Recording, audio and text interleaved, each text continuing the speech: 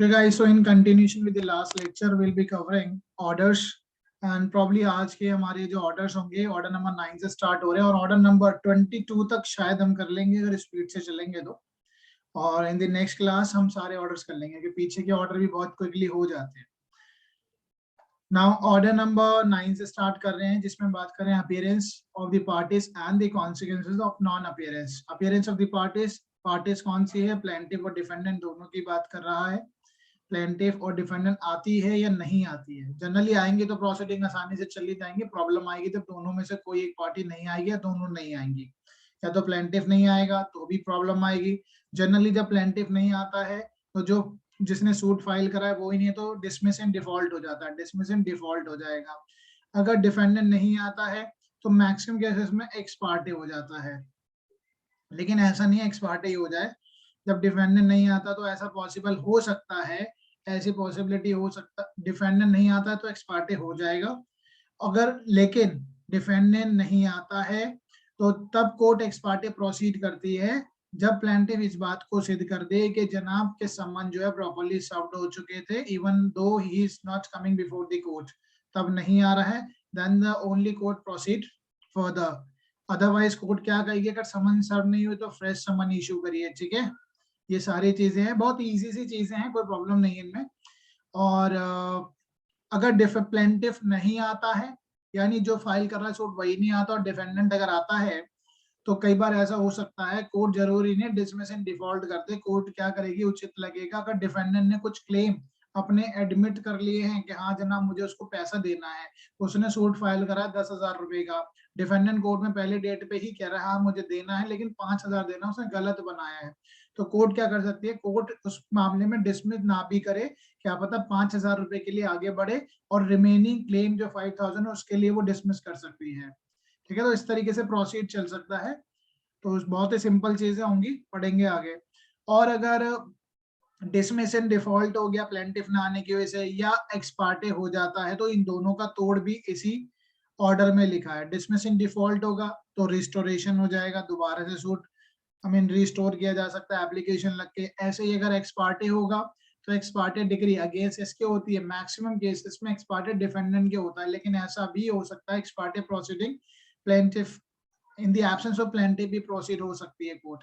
But अगर अगर एक्सपार्टेड degree आ गई है तो उसका तोड़ होता है ऑर्डर नंबर 9 रूल नंबर 13। और एक्सपार्टेड प्रोसीडिंग हुई है, प्रोसीडिंग और डिग्री में फर्क होता है, प्रोसीडिंग और डिग्री में फर्क होता है तो लगता है ऑर्डर नंबर 9 रूल नंबर 7। ठीक है, ये एक बात करता है कि उस दिन मैं नहीं आ पाया था, मैं एक दिन नहीं आ पाया, एक दिन में थोड़ी ना डिग्री आ जाती है, डिग्री को तो समय लगता है। तो order number 9 rule number 13 for the ex parte decree, order number 9 rule number 7 is for the ex parte proceeding जो लास्ट डेट पे हुई थी। And if I am coming before the court and I am stating a reasonable ground, then court क्या कर सकती है, उस दिन की प्रोसीडिंग को वापस कर देगी। ठीक है, by showing the good cause. चलो आगे चलते हैं, इन्हीं बेसिक चीजों को ध्यान में रखते हुए बढ़ेंगे। Now the what the court can do when neither party appear, दोनों नहीं आती है अब दोनों नहीं आएगी तो कोर्ट क्या करेगी, डिसमिस इन डिफॉल्ट ही करेगी। ठीक है, now dismissal of default under order number 9, order number 9 rule number 3 of the code of the CPC। अब ये डिसमिस इन डिफॉल्ट जो ऑर्डर नंबर 9, ये रूल ऑर्डर नंबर और ये रूल दोनों याद रखना, order number 9 rule number 3 important है, पेपर में आता है। इसमें क्या लिखा हुआ है, इंपॉर्टेंट रहेगा, when neither party appears so to be dismissed, neither party appear, neither party appear। आप एक काम करेंगे, देखो मैं अभी ये सारी चीजें नहीं कर सकता because पॉसिटी of the time, but I am telling you, advising you कैसे आपको करना है। एक तरफ आप प्लेंटिव लिखेंगे, एक तरफ आप डिफेंडेंट लिखेंगे। अब आपको क्या करना है, प्लेंटिव से संबंधित जितने भी रूल है ऑर्डर नंबर 9 के वो यहाँ लिखेंगे, डिफेंडेंट के ऑर्डर रूल यहाँ लिख लेंगे। ठीक है, जो कॉमन है वो अलग लिख लेना। ठीक है, ऐसे करके देखना 100% आपको याद हो जाएंगे सारे। ठीक है, तो प्रॉब्लम ऑर्डर याद करने की, रूल्स याद करने के आते तो कुछ ऐसे ऑर्डर्स हैं जहां से क्वेश्चन आते ही आते हैं, तो उसको ये फंडा बना के आप जरूर याद कर लीजिएगा। पर्टिकुलर 9 को तो ऐसे जरूर कर लेना। तो डिसमिसल अगर हो जाएगा ऑफ द सूट, यहाँ पे दोनों पार्टी में से कोई नहीं आती है तो अब क्या होगा, दोनों नहीं होगी तो बार हो जाएगा फ्रेश सूट, नहीं गलत आंसर है, डज नॉट बार, बार नहीं होगा, फ्रेश सूट फाइल किया जा सकता है इन respect of the same cause of action, fresh suit file हो सकता है। ओके आगे चलते हैं। Now, where a suit is dismissed under order number 9, roll number 2 और 3. देखो यहाँ तो दोनों पार्टी नहीं आई, यहाँ कौन नहीं आया, यहाँ पे एक प्लेंटिफ ने डिफॉल्ट करा था. प्लेंटिफ ने क्या डिफॉल्ट किया था कि dismissal of suit with the summon not served, summon serve नहीं हुए. क्यों? In the consequence of plaintiff failure to pay cost. Plaintiff ने क्या नहीं करा, प्लेंटिफ ने कॉस्ट पे नहीं करी. ठीक है, कॉस्ट पे नहीं करी हो. I mean the cost for what purpose? It can be the postal charges, it can be the court fees. Court fees नहीं पे करी उसने, और उसने जब पे नहीं करी, जब नहीं पे करी तो आगे प्रोसीड कैसे होगी? देन इस केस में भी डिसमिस इन डिफॉल्ट हो जाएगा. जब डिसमिस इन डिफॉल्ट होगा तो अब इन दोनों सिचुएशन में क्या होगा? Plaintiff is debarred from filing fresh suit. नहीं, गलत. Only remedy with the plaintiff should seek to setting aside of the such order. Only लिखा है, सिर्फ ओनली लिखा है, इसलिए गलत हो जाएगा. The only remedy is to bring a fresh suit. ये भी कर सकता है, ये भी कर सकता है. वैसे the plaintiff may subject to the law of limitation bring a fresh suit or he may apply for an order to set aside. ठीक है, दोनों चीजें कर सकता है. तो आंसर है D, but provided it has to be within the period of limitation. ठीक है, अब इसका पीरियड ऑफ लिमिटेशन क्या है? कोर्ट कितना समय देती है इसको प्रोसेस फी पे करने के लिए? वैसे इसका रूल नंबर आगे लिखा है, ऑर्डर नंबर 9 रूल नंबर 5 में बात की गई इसकी. ठीक है, उसमें प्रोसेस फी को देने के लिए 7 दिन देती है. ऑर्डर नंबर 9 रूल नंबर 5 में लिखा है 7 डेज. चलिए आगे चलते हैं. तो आंसर हो जाएगा D. A suit can be dismiss in default. A suit can be dismiss in default. किस किस मामले में suit in dismiss of default होगी? इसमें भी हो जाती है, 2 में, 3 में भी हो जाती है. तो आंसर है डी. सी में क्या, 8 में क्या लिखा है? रूल नंबर 8 देखेंगे, process where defend only appears. अगर डिफेंडेंट अपीयर होता है ना, सिर्फ डिफेंडेंट आता है, तो कोर्ट ऐसा है प्रोसीड कर सकती है, आगे बढ़ेगी. बट प्रोवाइडेड अगर डिफेंडेंट ने कुछ क्लेम्स अपने एडमिट करे हैं तब. क्या लिखा है? Where the defendant appear and the plaintiff does not appear when the suit is called on the hearing the court shall make an order that the suit be dismiss. Suit dismiss हो जाता है unless the defendant admit claim or part thereof in which the case the court shall pass a decree. अगर defendant खुद ही कह रहा है कि हाँ मुझे कुछ देना है, तो कोर्ट उतनी बात को तो तय करेगी ना. चलिए आगे चलते हैं. तो आंसर होगा डी.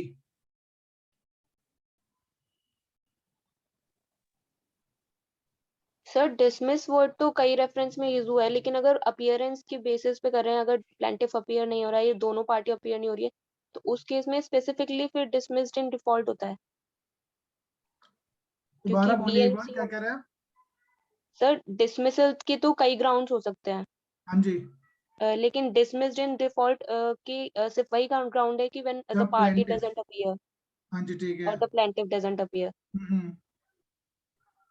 हाँ, ठीक तो है. आई थिंक उस लॉजिक से बीएनसी है शायद. हाँ, बीएनसी है आंसर. एक बार ये dismiss of the suit where the summon not served in consequence the plaintiff failure to pay cost. Okay, आप ये कह रहे हैं कि प्लेंटिफ के नॉन अपीयरेंस या कोई भी पार्टी के नॉन अपीयरेंस से डिसमिस इन डिफॉल्ट होगा, तो ये बी और सी है. अदरवाइज ए क्यों नहीं है? क्योंकि यहाँ पर वो आया तो है, लेकिन वो क्या कर रहा है? कुछ डिफॉल्ट कर रहा है. डिफॉल्ट किस चीज में? कोर्ट फीस नहीं दे रहा है या पोस्टल चार्जेस नहीं दे रहा है. ठीक कह रहे हैं आप?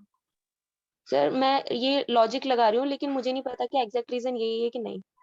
देखो, लॉजिक तो आप लगा ही सकते हैं, लॉजिक आपका ठीक भी है, क्योंकि कम से कम वो कोर्ट में तो आ ही रहा है. ठीक है, तो इस वजह से इसका आंसर होगा ये. क्योंकि इसमें क्या है, 3 रूल नंबर 3 में क्या है? Neither party appears. इसमें प्लेंटिफ नॉट अपीयर. और 2 जो रूल नंबर है, इसमें क्या नाम है, प्लेंटिफ कोर्ट में आ तो रहा है, लेकिन वो जो उसने डिफॉल्ट किया है वो कोर्ट फीस वगैरह को नहीं दिया है या फिर पोस्टल चार्जेस नहीं दिए है. होता तो उसमें भी डिसमिस ही है, सूट भी dismiss, but dismiss in default की बात है यहाँ पे. तो आंसर इसलिए यहाँ पर 3 और 8 है. होता यहाँ पे भी डिसमिस है.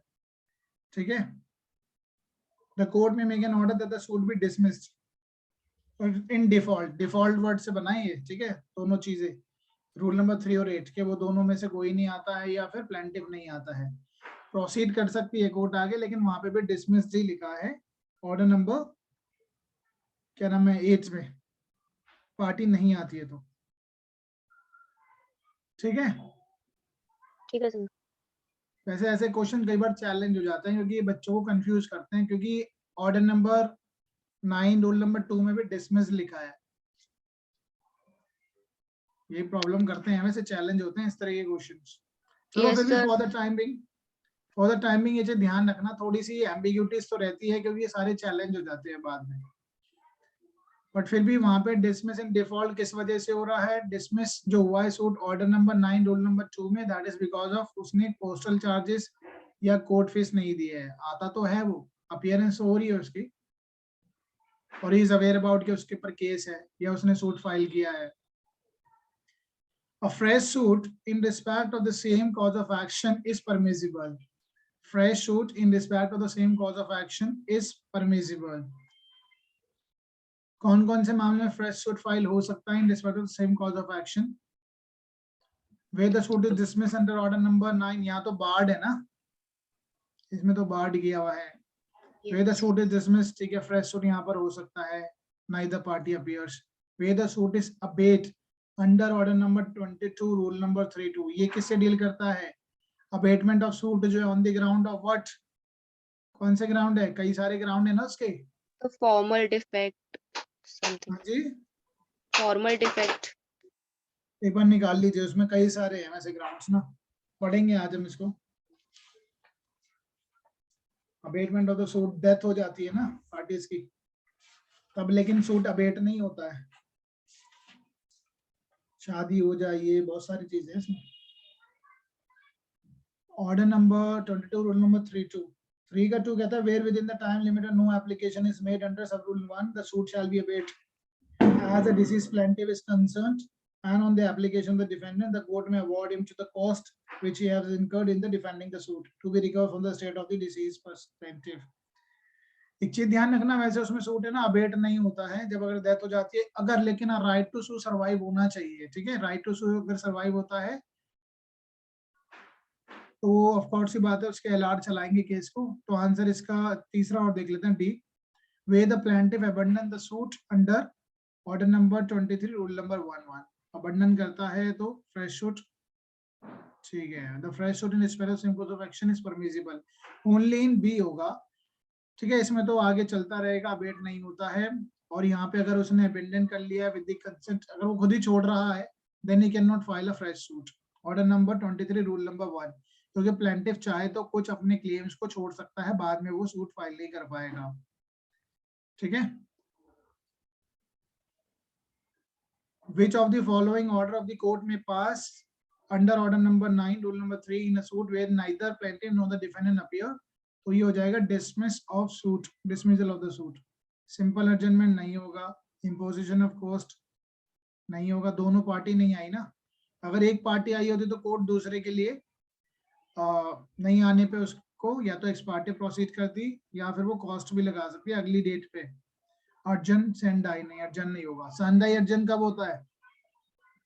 एडजमेंट सेंडाई कब होगा? हाँ जी, कौन बताएगा ये क्या होता है सेंडाई? हाँ जी सर, जब इंडेफिनिट पीरियड के लिए एडजॉर्नमेंट हो।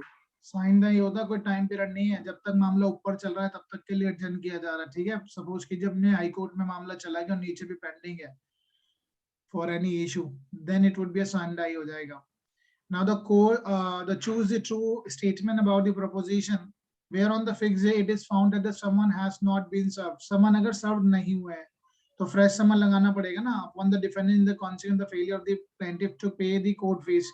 Plaintiff ने court fee नहीं pay करी, the court may dismiss the suit, बिल्कुल ठीक है। Where neither party appear when the suit is called on the hearing, the court may make an order that the suit be dismissed, ठीक है, कोई party नहीं आती तो रूल नंबर 3, और अगर इसने ये कोर्ट फीस नहीं लगाई तो रूल नंबर 2, तो दोनों ठीक है अभी तक तो। Now the where that suit is dismissed under any of the above case, the plaintiff will be barred. Plaintiff barred होता है क्या? गलत, plaintiff fresh suit file कर सकता है, तो इसमें पहला और दूसरा ठीक होना चाहिए, तीसरा गलत है। 1 and 2 are correct and the third is incorrect. Answer is A हो गया। Suit may be dismissed where after a summon, suit जो है मे बी डिसमिस किया जाता है where after the summon has been issued to the defendant and written unserved, the plaintiff fails to apply the fresh summon, अगर वो unwritten आ जाता है, not properly served, अगर सर्व नहीं हो पाए और रिटर्न आ जाता है समन, उसके बाद प्लेंटिफ को क्या करना पड़ता है, फ्रेश समन अप्लाई करना पड़ता है। कितने दिन में करता है, काफी इंपॉर्टेंट रहेगा ये, 7 has to be days. Within 7 days, 7 7 days। days में, ठीक है। और सर सेट असाइड करने के लिए उसको 30 डेज मिलेंगे। किस चीज को सेट असाइड करना है, ये सर 2 और 3 का जो ऑर्डर होंगे, 9 के order 9 number to 2 rule number 3 set aside. नहीं, order 9 rule 3 rule 3 and rule 2। एक मिनट, कई सारे रूल्स हैं, एक बार हल्के हल्के बताइए। ऑर्डर नंबर 5 की बात कर रहे हैं आप? नहीं, 9 की, ऑर्डर 9, रूल 2 एंड 3। ठीक है, ये जो नाइदर पार्टी अपीयर है, ओके। तो इसमें सेट असाइड करने के लिए 30 डेज और समन को दोबारा इशू कराने के लिए 7 डेज, ऐसे। ये फ्रेश के लिए 7 डे। देखो इसके ना एक काम करना, कुछ इंपॉर्टेंट पीरियड्स हैं मैक्स, देखो कई जगह 7 है, अच्छा कई एक जगह 6 दिन भी लिखे हैं, वो बता सकते हैं मुझे 6 दिन की बात कहाँ लिखी है? इसमें नहीं लिखी इस ऑर्डर में, बाकी सिर्फ एक ही जगह 6 दिन की बात लिखी है। ये सर वो उसमें The है, to वो admit fact और document वाले हाँ, admission वो वाले ऑर्डर में। एडमिशन वाले ऑर्डर में सबसे ज्यादा दिन लगे, 9 दिन भी लिखे हैं, Yes sir. ठीक है। वो Yes, बड़ा sir. अटपटा सा ऑर्डर है, वो उसमें काफी सारे उटपटांग से डेज लिख रखे हैं, कोई सीक्वेंस नहीं है उनका। बाकी मैक्सिमम देखो 30 डेज तो होते ही हैं एप्लीकेशन लगाने के, कि इसमें कोई सेटिंग असाइड फॉर दी जो पहले ऑलरेडी सूट डिसमिस हो गया है, या क्या नाम है, प्रोसीडिंग को सेट असाइड करानी है ऑर्डर नंबर 9 रूल नंबर 7 में, तो उसमें मिनिमम 30 डेज मिलते हैं अक्सर। बाकी और चीजों के लिए आपको अलग से लिखने ही पड़ेंगे, और अदरवाइज आपको लिमिटेशन एक्ट देखना पड़ता है अपील के केस में, ठीक है। चेक कर लेना, लिख लेना, बिकॉज एक पेपर पे उसी चीज का और कहाँ पे कितना समय दिया हुआ है उसको आपको लिखना पड़ेगा। नाउ आगे चलते हैं। When the summon to the defendant is return unserved, अगर समन अनसर्व्ड आ जाता है, the plaintiff fails to apply for the issue of the fresh summon to the defendant within 7 days, the suit of the plaintiff is liable to be dismiss होगा, Yes, ठीक है। ये Rule. होगा ऑर्डर नंबर रूल नंबर 5 लिखा ही है इसमें, ठीक है। उसमें 7 दिन के बारे में जिक्र भी किया हुआ है, ये इंपॉर्टेंट रहेंगे, याद ध्यान रखना। And an application under order number 9 rule number 7 of the CPC can be made, application under order number 9 rule number 7 can be made at any time or on before the next date of hearing। देखो ये क्या है, 30 days. Any time और before the next date of hearing. ये order number 9 rule number 7 क्या है, ये है कि कोर्ट ने कुछ प्रोसीडिंग करी थी उस दिन, लेकिन मैं आ नहीं पाया क्योंकि मेरे पास सफिशिएंट ग्राउंड था, तो मैं किसी भी time, but before the next date of hearing होगा। अब next date of hearing generally civil मामले में 3-3 महीने भी मिलती है, तो उससे पहले आपको एप्लीकेशन लगानी पड़ेगी। एक बार दोबारा पढ़ लीजिए, order number 9 rule number 7, procedure way the defendant appear on the day of, defendant आता है on the day of urgent hearing and the assign good cause for the previous non appearance, ठीक है। जिस दिन अर्जेंट कर दी गई थी, next date पे डिफेंडेंट आके कहता है कि मैं नहीं आ पाया था, that was a reasonable ground. तो मैंने अभी स्टार्टिंग में बताया था 9/7 is not x parte, decree नहीं हुई है, वो उस दिन डिक्री नहीं आ गई थी, क्योंकि डिक्री आने में तो लंबा समय लगता है, एक ही डेट पे तो नहीं आया, तो उसके लिए वो एप्लीकेशन लगाएगा। एप्लीकेशन कब होगी, किसी भी टाइम, लेकिन before the next date of hearing से पहले होनी चाहिए, ठीक है। कोर्ट उसको सुनेगा, तो फिर वो जो उस दिन हुआ है, कोर्ट को ऐसा लगता है कि वो चीजें रिवर्स करनी चाहिए, तो कोर्ट कर भी सकती है। अच्छा, इस पे एक लीडिंग केस है, एक लीडिंग केस है, संग्राम सिंह का केस है, वो याद रख लेना। आपका सुना होगा संग्राम सिंह का केस, तो हाँ जी, सर संग्राम किसका? सिंह का केस सुना है? संग्राम सिंह का केस है, बहुत ही इंपॉर्टेंट है, वो जरूर याद रखना, ये पेपर में पूछा जाएगा आपसे एमसीक्यू में। संग्राम सिंह का केस है कि एक मामले में 3 हेयरिंग निकल चुकी थी, 3 या 4 हेयरिंग निकल चुकी थी, तो उसके बाद जब वो नेक्स्ट हेयरिंग पे आया, तो उसको कोर्ट ने मना कर दिया था कि now you can not appear in the court, आगे की फर्दर प्रोसीडिंग पे। तो अल्टीमेटली उसका क्रक्स ये निकला था कि भाई कोर्ट उसको रोक नहीं सकती, माना कि आप सेट असाइड नहीं कर सकते पुरानी चीजें, अगर आप पुरानी चीजें जो हो गई हैं उसको खत्म नहीं कर सकते, क्योंकि इसमें डिमांड करी थी कि मेरे को जो ऑलरेडी विटनेस हो चुके हैं, जिनकी गवाही होनी चाहिए, उनको मुझे दोबारा से क्रॉस करने का अधिकार दिया जाए, जिन डेटों पे मैं नहीं आया था। कुछ विटनेस का क्रॉस भी हो, कुछ विटनेस को की चीफ वगैरह हो गए थे, तो ये नहीं आता था डेट पे, उसने बाद में जब कहा कि मुझे क्रॉस करने का अधिकार भी है, तो कोर्ट ने कहा आप क्रॉस करने का अधिकार नहीं मिलेगा क्योंकि आप नहीं आए डेटों पे। बट अल्टीमेटली क्रक्स से निकला था कि आने वाली जितनी भी डेट होगी उस पर आपको आने का अधिकार होगा, ठीक है, फर्दर प्रोसीडिंग में आने का राइट होगा, लेकिन हम पीछे वाली चीजों को रिस्टोर नहीं कर रहे हैं। ठीक है, समझ में आया? संग्राम सिंह का केस है ये, यस सर। रखना, बहुत लीडिंग केस है ये। तो ये एनी टाइम है इसमें before the next date of hearing. Now where the defendant appear and the plaintiff does not appear, where the defendant तो आता है, plaintiff नहीं आता है, when the suit is called for hearing, and where the part of the claim is admitted। अब ये part of the claim admitted कौन सा है? ऑर्डर नंबर, रूल नंबर कौन सा? 8 है, ठीक है। Yes sir. कोर्ट शैल क्या करेगी? डिसमिस कर देगी पूरा सूट? नहीं, जब वो एक बार इंसान मान ही रहा है, डिफेंडेंट खुद कह रहा है, एडमिटेड हो गया, तो एडमिटेड फैक्ट है वो, तो the dismiss the suit so far it's related to the reminder, ठीक है। रिमाइंडर वाली बात बिल्कुल सही है, लिखी हुई भी है। The pass a decree of the whole claim का नहीं करेगी। Pass proceed ex parte proceeding against defendant, नहीं, डिफेंडेंट तो आ ही रहा है, तो ये करेगी, ठीक है।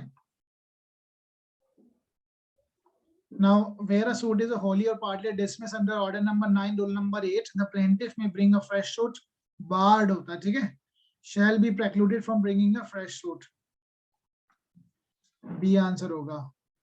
Now, a suit dismissed under order number 9, rule number 8 of the CPC for the non-appearance of plaintiff can be restored under of order number 9, rule number 8, can it be restored? ये अब हो सकती है order number 9, उसी में order number 9 rule number 9 में हो जाएगा, ठीक है। इसी के नीचे लिखा हुआ है वो, decree against the plaintiff by default bars the fresh suit. Fresh suit तो नहीं बार होगा, लेकिन आई मीन फ्रेश सूट तो बार होगा, लेकिन जो प्रोसीडिंग में उसको तो रिस्टोर किया जा सकता है। But he may apply for the an order to set aside dismissal, ठीक है, to set the dismissal aside. तो ऑर्डर नंबर 9 रूल नंबर 9 में जो लास्ट प्रोसीडिंग में हुआ था उसको सेट असाइड करने के लिए अप्लाई कर सकता है, लेकिन he has to satisfy the court को सेटिस्फाई करना होगा that there was a sufficient cause for non appearance, ठीक है। ये तो एक रामबाण ही है, हर जगह यही चलता है, और कोर्ट चाहे तो उसमें कॉस्ट भी लगा सकती है। चलें आगे। Now after dismissal of the suit under order number 9 rule number 8, after the dismissal of the suit under order number 9 rule number 8 of the CPC, a fresh suit on the same cause of action under order number, ये barred है, ठीक है, ये तो simply barred है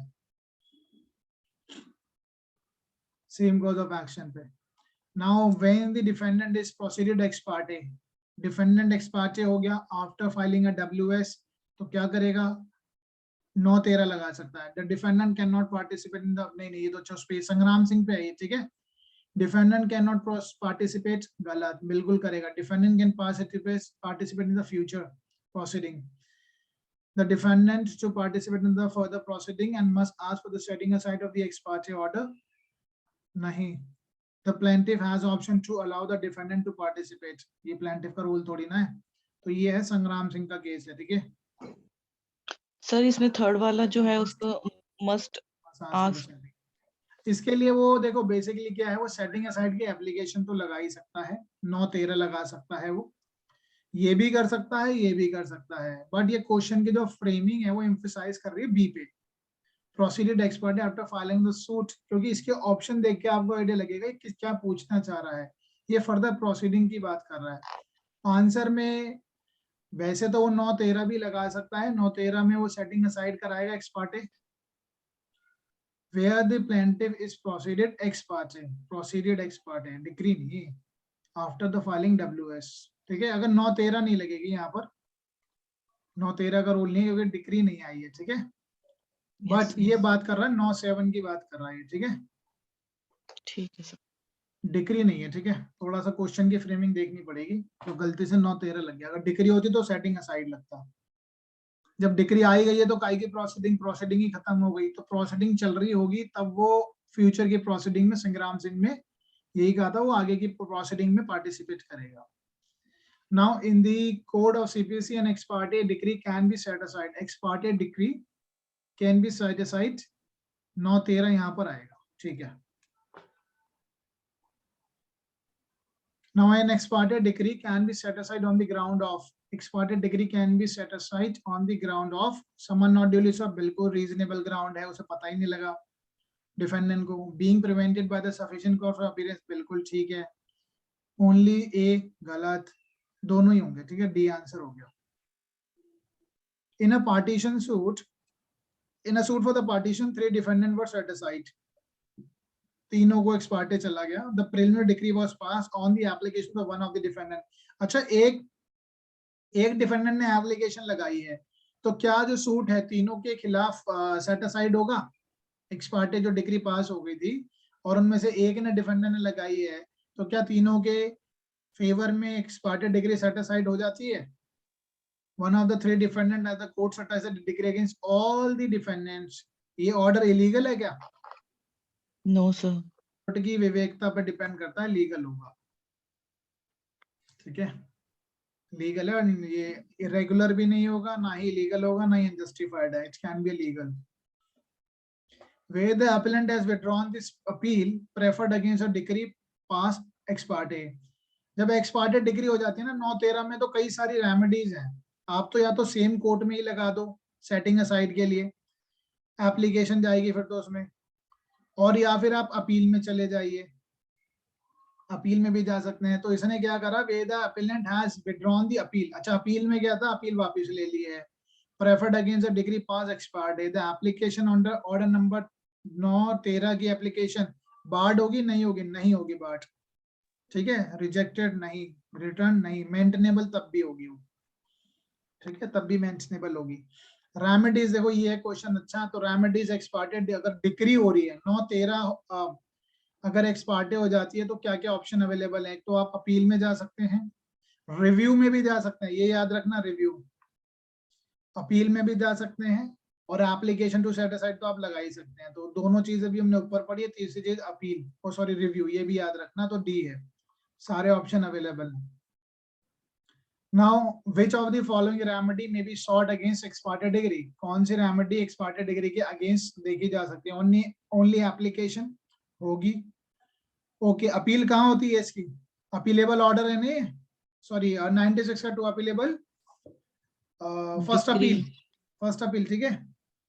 96 table निकालिए. An appeal में lie from the original decree pass ex parte, बिल्कुल सीधा सीधा लिखा है, ठीक है. तो आंसर सी, दोनों होंगी. रिव्यू भी लग सकता है. रिव्यू कहाँ लगता है, कौन सा सेक्शन है? 114. 15 रिवीजन, ठीक है. अच्छा, रिव्यू का order number 47. Suit, civil suit was repeatedly fixed by the trial court. Bar bar court ने सिविल सूट के टाइम को फिक्स किया for the examination of defendant witness, defendant के विटनेस को एग्जामिन किया जाए. But the said opportunity was not avail by the defendant, defendant ने नहीं किया. जब डिफेंडेंट ने defendants witness, but the said opportunity was not availed by the defendant. Therefore, on 18, when neither the defendant nor his counsel had appeared, जब दोनों में से कोई नहीं आया, the trial court had proceeded ex parte, ठीक है, and heard the final argument and reserved the case for the judgment. अब ये कितने दिन बाद? 10 दिन बाद. The defendant had filed an application, the order number 9, rule number 7, read with section 151 CPC. क्या ये मेंटेनेबल होगी? हाँ जी, वापिस होंगी प्रोसीडिंग? बताइए जल्दी से, वापिस होगी? अपॉर्चुनिटी तो सो कई बार दी, अगर उसे अपॉर्चुनिटी दी, उसने क्रॉस नहीं करा, फिर बार बार नहीं मिलती अपॉर्चुनिटी, ठीक है. Yes, sir. तो ये हो जाएगी non maintainable, because you are having opportunity, you have not. अच्छा, कोर्ट में वो कोर्ट में विटनेस आया हुआ है, उस दिन क्रॉस होना है, और वकील साहब कह रहे कि मैं करना नहीं चाह रहा आज, तो क्या बाद में अपॉर्चुनिटी मिलेगी? नहीं मिलेगी. No, Now when an ex parte decree is passed, ex parte पास हो गई है, the defendant can file an appeal. ex parte, ठीक है, 96 में अपील कर ही सकता है. can file an application order, ये भी कर सकता है. दोनों में से कोई ऑप्शन ले सकता है, तो सी आंसर हो गया. can file appeal to discharge भी, ठीक है, तो सी आंसर हो गया इसका. An ex parte decree can be set aside on the ground that can be set aside on the ground that the summon was not duly served. बिल्कुल. Non-appearance of the defendant, a copy of the document filed with the plaintiff were not provided with the defendant. अच्छा एक देखो, ये थोड़ा सा लिखा नहीं है लेकिन फिर भी इसको समझना. Non-appearance of the defendant as copy of the document filed with the plaintiff were not provided to the defendant. कि defendant को वो नहीं दिया, क्या नहीं दिया इसको, copies नहीं मिली defendant को. यानी बात तो पता लग गई, उसको कोर्ट में आना है. As the copy of the document filed with the plaintiff were not provided to the defendant. Copy नहीं मिली. The defendant refused to receive the summon. Set aside नहीं होगी. An ex parte degree cannot be set aside under any circumstance. बिल्कुल की जा सकती है, ये भी गलत है. तो आंसर इसका ए ही है. अच्छा, प्लेंटिफ डिफेंडेंट को पता है कि उसे कोर्ट में आना है, सिर्फ उसे अगर कॉपी नहीं मिली है प्लेंट की. समन तो सर्व हो गया कई बार, ऑफ कोर्स बात है, वैसे समन के साथ जानी चाहिए. I mean whatever the plaint, but somehow the defendant is aware about, but even though is not coming before the court, तो ex parte degree set aside नहीं होगी, क्योंकि the main purpose के defendant को पता होना चाहिए कि उसके against case है. अगर उसे पता है कि उसके against कुछ suit file हुआ है, तो he has to appear before the court. Now when an ex parte degree is passed, the defendant would normally ask for the setting aside of the ex parte degree. अगर ex parte degree pass हो तो defendant would normally ask for the setting aside of the ex parte degree. 9-13 ही लगाता है वैसे तो, बाकी देख लेते हैं. 9-13 तो बिल्कुल ठीक है. by filing of revision नहीं होती इसमें, by filing of the petition नहीं. an application under order number 9 rule number 7, ये तो proceeding में लगती है. तो answer is A. Revision jurisdiction पे लगती है, ठीक है. Under which of the following provision of the code an ex parte order or ex parte decree may be set aside? Ex parte order, एक minute, ex parte order and ex parte decree, ठीक है. 9-7 9-13 आएगा, 9-10 लिखा है ना, 9-7 और 9-13, ठीक है. सी आंसर है. A suit may be dismissed under order number 9 and rule number, अच्छा ये 9 की बात कर रहा है बस. Okay, the suit may be dismissed. कब सूट डिसमिस होता है? ऑर्डर नंबर 9 में. ध्यान से पढ़िएगा. When the summon is not served, ठीक है, upon the defendant in consequence of plaintiff failure to pay the cost for the service of summon, बिल्कुल set aside होगा, sorry dismiss होगा. Suit may be dismissed where the summon is, ठीक है, summon serve नहीं हुए, क्यों? plaintiff के default की वजह से dismiss होगा. Where neither the plaintiff nor the defendant appear, ना ही plaintiff आया ना ही defendant dismiss in default. Where the plaintiff after summon return unserved fail to, बिल्कुल होगा. इसमें भी 7 दिन तक वो नहीं करा, dismiss. Where on the date fixed for the hearing in the suit only defendant appear and he does not admit the plaintiff's claim, and he does not, ठीक है, नहीं करता तो भी सूट डिसमिस हो जाता है. ये आ रहा है आपका ऑर्डर नंबर 9 रूल नंबर 8 से आ रहा है. तो आंसर होना चाहिए ऑल ऑफ द अबव, ठीक है. इससे पहले वाले में 9-5 है, वेयर नाइदर पार्टी अपीयर 9-3 है, वेयर इज नॉट सर्व, ठीक है, ये है 9-2, ठीक है. ऑर्डर्स को याद रख, रूल को याद रखना. 9-2, 9-3, 9-5, 9-8. At the stage of the evidence, counsel of the plaintiff filed an application for the adjournment, was rejected, and the suit was dismissed for the want of evidence. Plaintiff has a remedy to file what? At the stage of evidence के stage पे counsel of the plaintiff filed an application for adjournment, उसने मांगा, which was rejected, and the suit was dismissed for want of evidence. Plaintiff has a remedy to file. Fresh suit file कर सकता है, fresh suit, या first appeal करेगा, या 9-9 की application लगाएगा, या रिवीजन में जाएगा. हाँ जी, एक बार 9-9 को पूरा पढ़ लेते हैं क्योंकि इंपॉर्टेंट है, ठीक है. 9-9 को, decree against plaintiff by default parts fresh suit.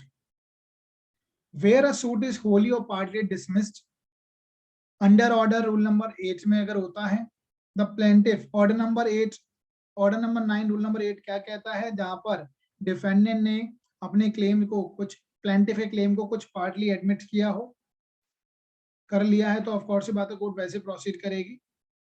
The plaintiff shall be precluded from bringing a fresh suit in respect of the same cause of action, but he may apply for an order to set aside the dismissal aside, and if he satisfy the court that there was a sufficient cause for this non-appearance when the suit was called for hearing, the court shall make an order setting aside the dismissal upon the such sum as to the cost or otherwise as think fit, and shall appoint a day for the proceeding of the suit. No order shall be made under this rule unless the notice of the applicant. चलो ये तो simple सी बात है, notice देके ही set aside किया जाएगा.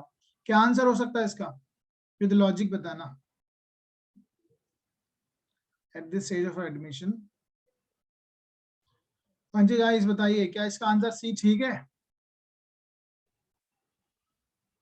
Revision तो होगी नहीं. Fresh shoot, first appeal.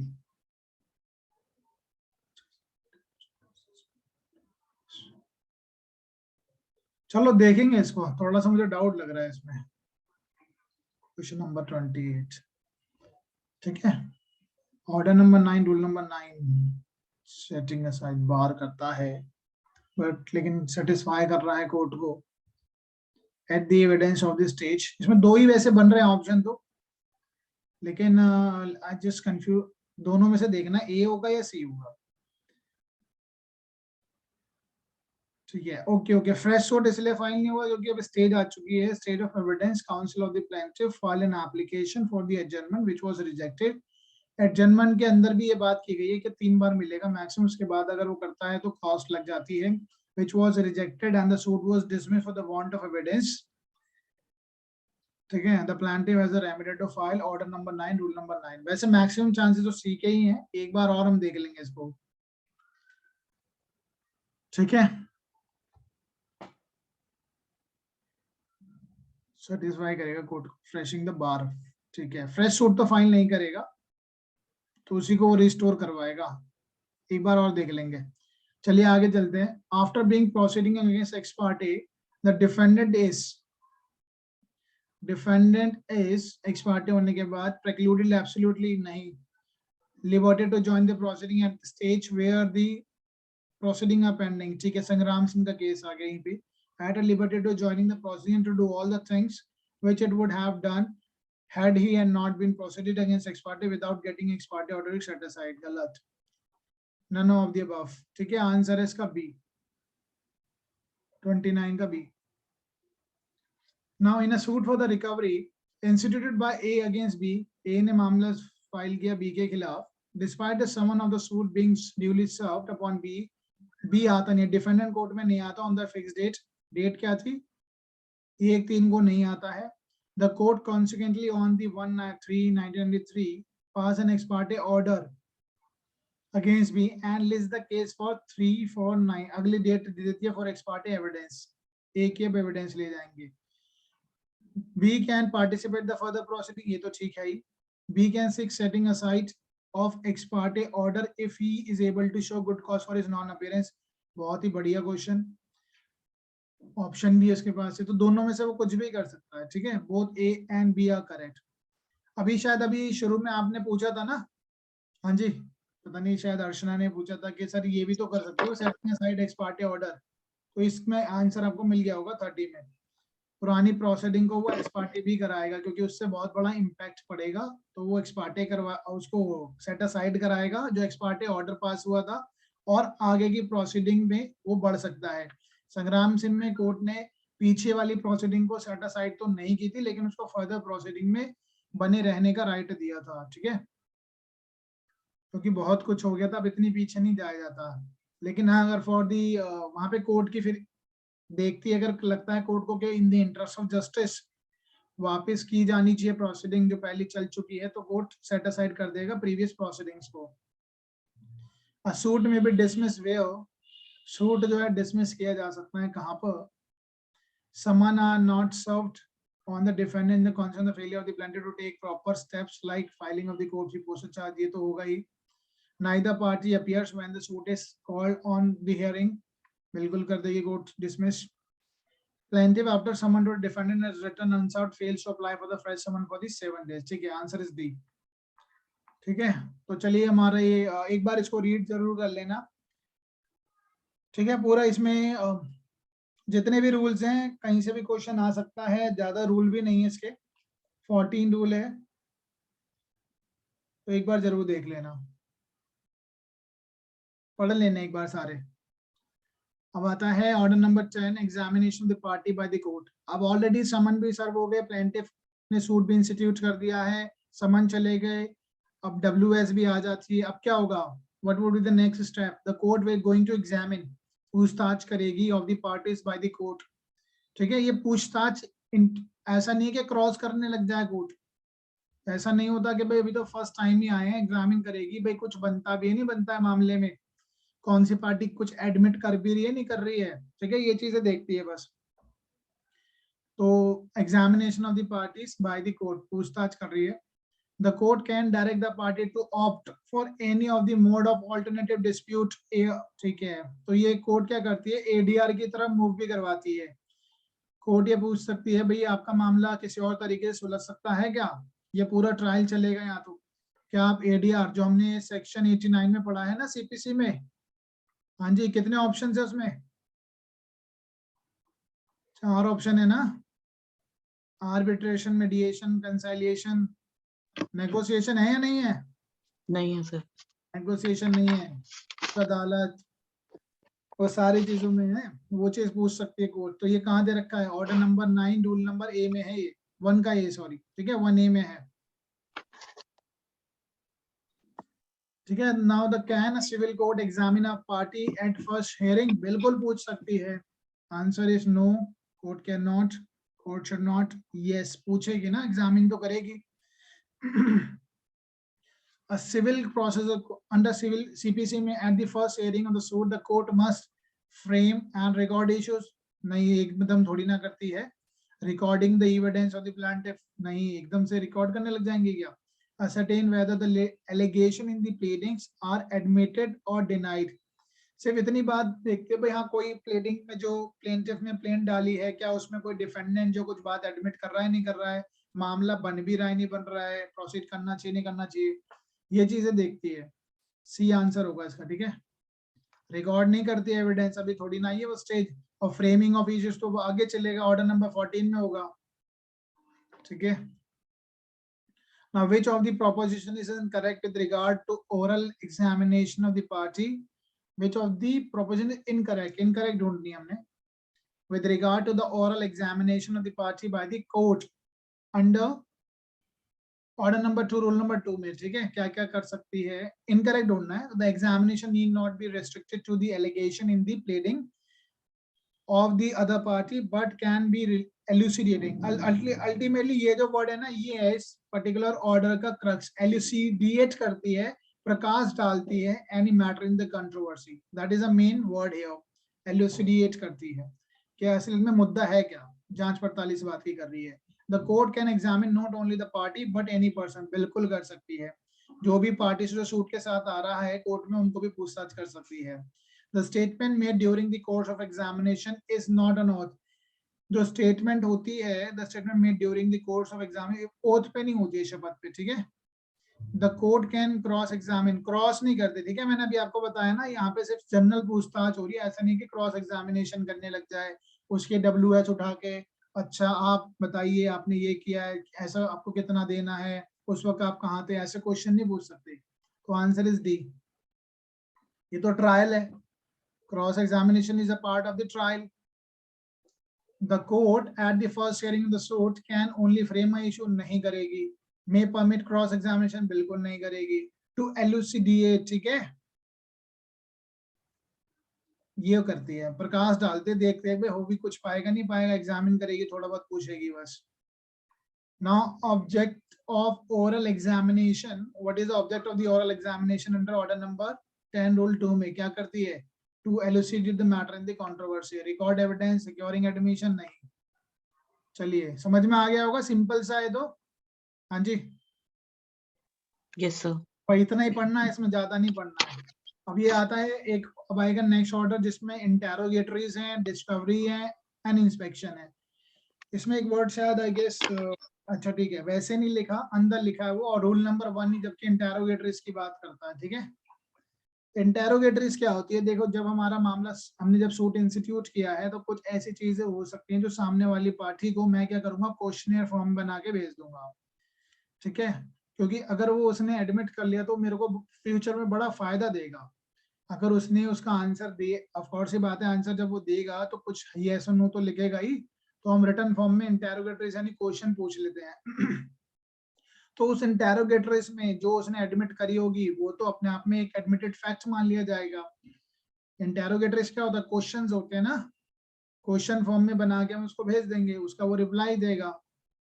वैसे इसका एग्जांपल मैं बेस्ट देता हूँ जहां पर सबसे ज्यादा यूज होती है। आपने अभी आप राजस्थान जा रहे हैं, ठीक है, पेपर देने। राजस्थान में एक सब्जेक्ट है sexual harassment in the work place पे, कौन सा एक्ट है वो, 2013 का, यस सर। पढ़ा है उसको, उस एक्ट को पढ़ा है? उस एक्ट को पढ़ना, उसमें क्या होता है, उसमें इंटेरोगेटरीज बनती है।